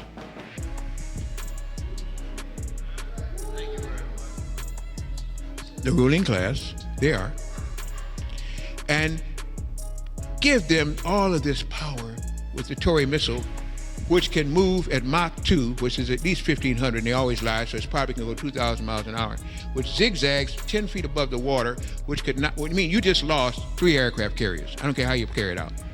But if you lose the 3 aircraft carrier, war is going to be declared immediately. Suspend the Constitution, dismiss Congress, declare martial law, and through Presidential Edict number 51, your man is ruler for the head of this country for as long as he decrees. Bait you. We're out here. We're still out here. We're here. Do you see us? What are you going to do about it? Madness. Absolute madness. But while they're out there, they got to get more shots because that area is hot and it's depleted uranium there. So now you haven't had a booster shot. So that those people are so messed up in their bloodstreams now, so full of venom and poisons and toxins that the methods they're now using could never get out. We got ways to get it out. I've done research in anti-creator. We can get it out. We can use diodes. But they can't get it out. They're now messed up. Not only psychologically messed up, but physiologically messed up. War is hell. You never fight a good war. And you never have rules of engagement and rules of war unless you're a fool. You do anything you can, acting worse than an animal, to try to stay alive in a hell that war is. Who wants to fight a war, especially on the physical plane? but you're sending your young daughters and sons who can't get an education, who can't get a job, who can't get anything here, so they have to look at their future and mortgage their present, making you have an ugly past. I could go on with this for so long. Let me begin to summate.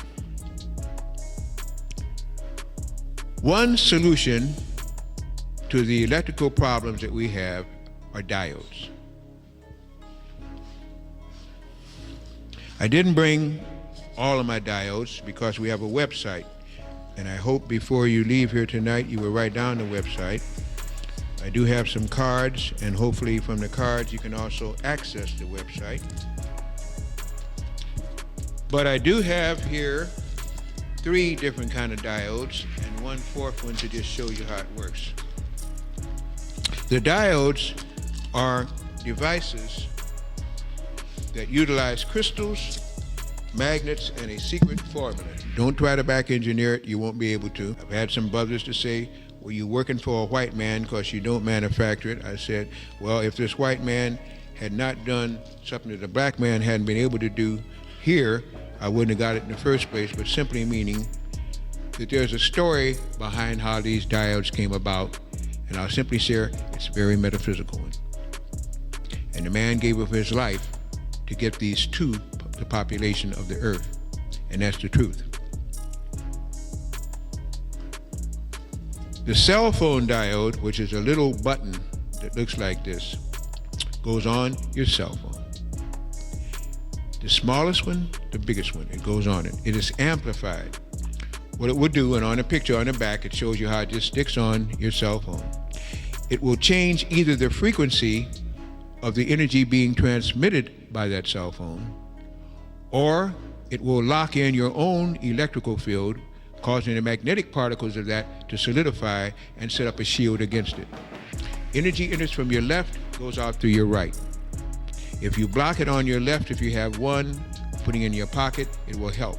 But when you hold it to your head, nothing's going to help but stopping that signal from going 1.5 inches into the side of your head that you're using it on.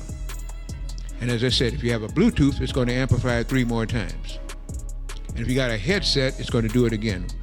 This is why we have to have diodes for each of those things if you're still going to use it. This will change the frequency, solidify your field, you will not get radiation, your cells will not become cancerous, and your brain will be able to be used like it's supposed to be instead of like they ask it to be. The equipment diode, which is called an appliance diode, works on your television sets, your x-ray units, your hair dryers, your modem, your scanner, your printer, your plasma TV, which is insane also, and now they're going to even tell you to go and buy a box to kill yourself, a brown box. So the digital plasma, which is already 700 times too strong for you, you're going to add to it so now you can get direct signals from a satellite so they can watch you while you're doing it or whatever else. You're going to pay for your own demise. We're already doing that. Now you're going to spend some extra money for more killing methodology. You're not dying fast enough. What the heck's wrong with you? Why are you still alive? Why don't you just live in harmony?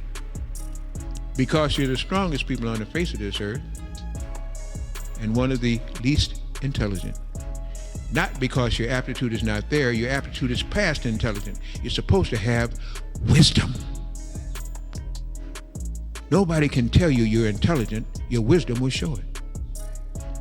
The wise man, the wizard, understood magnetic spirituality versus electrical propagations and knew that there was a beast loose on earth and was wise enough to try and honor the sun god when he came back to help them get away from the beast. We've misinterpreted the story and forgot the consciousness. When you use this on the back of your computer, your modem, your scanner, your printer, your television set, your hair dryer, beauticians, beauty shop people, lawsuits are starting because you don't have signs up in there and over your hair dryer which plugs in, there's metal and you haven't warned your petitioners, and these lawyers like to make money. Simply put that near where the wire is on any of those things. But definitely put it on the monitor, which you're looking at. I call it looking in the eyes of the beast, and put it on your modem, which is the input for all the other devices. See magnetic devices up there, 59 different kind of them, including magnetic mattress pads. But they are not the same. Magnets speed up healing and take away pain. Diodes pull radiation and poisons out of your system, transmute it. The diode plaque, and I have literature here, which hopefully before you leave you'll get some of it, takes food poisoning and radiation out of the food before you eat it.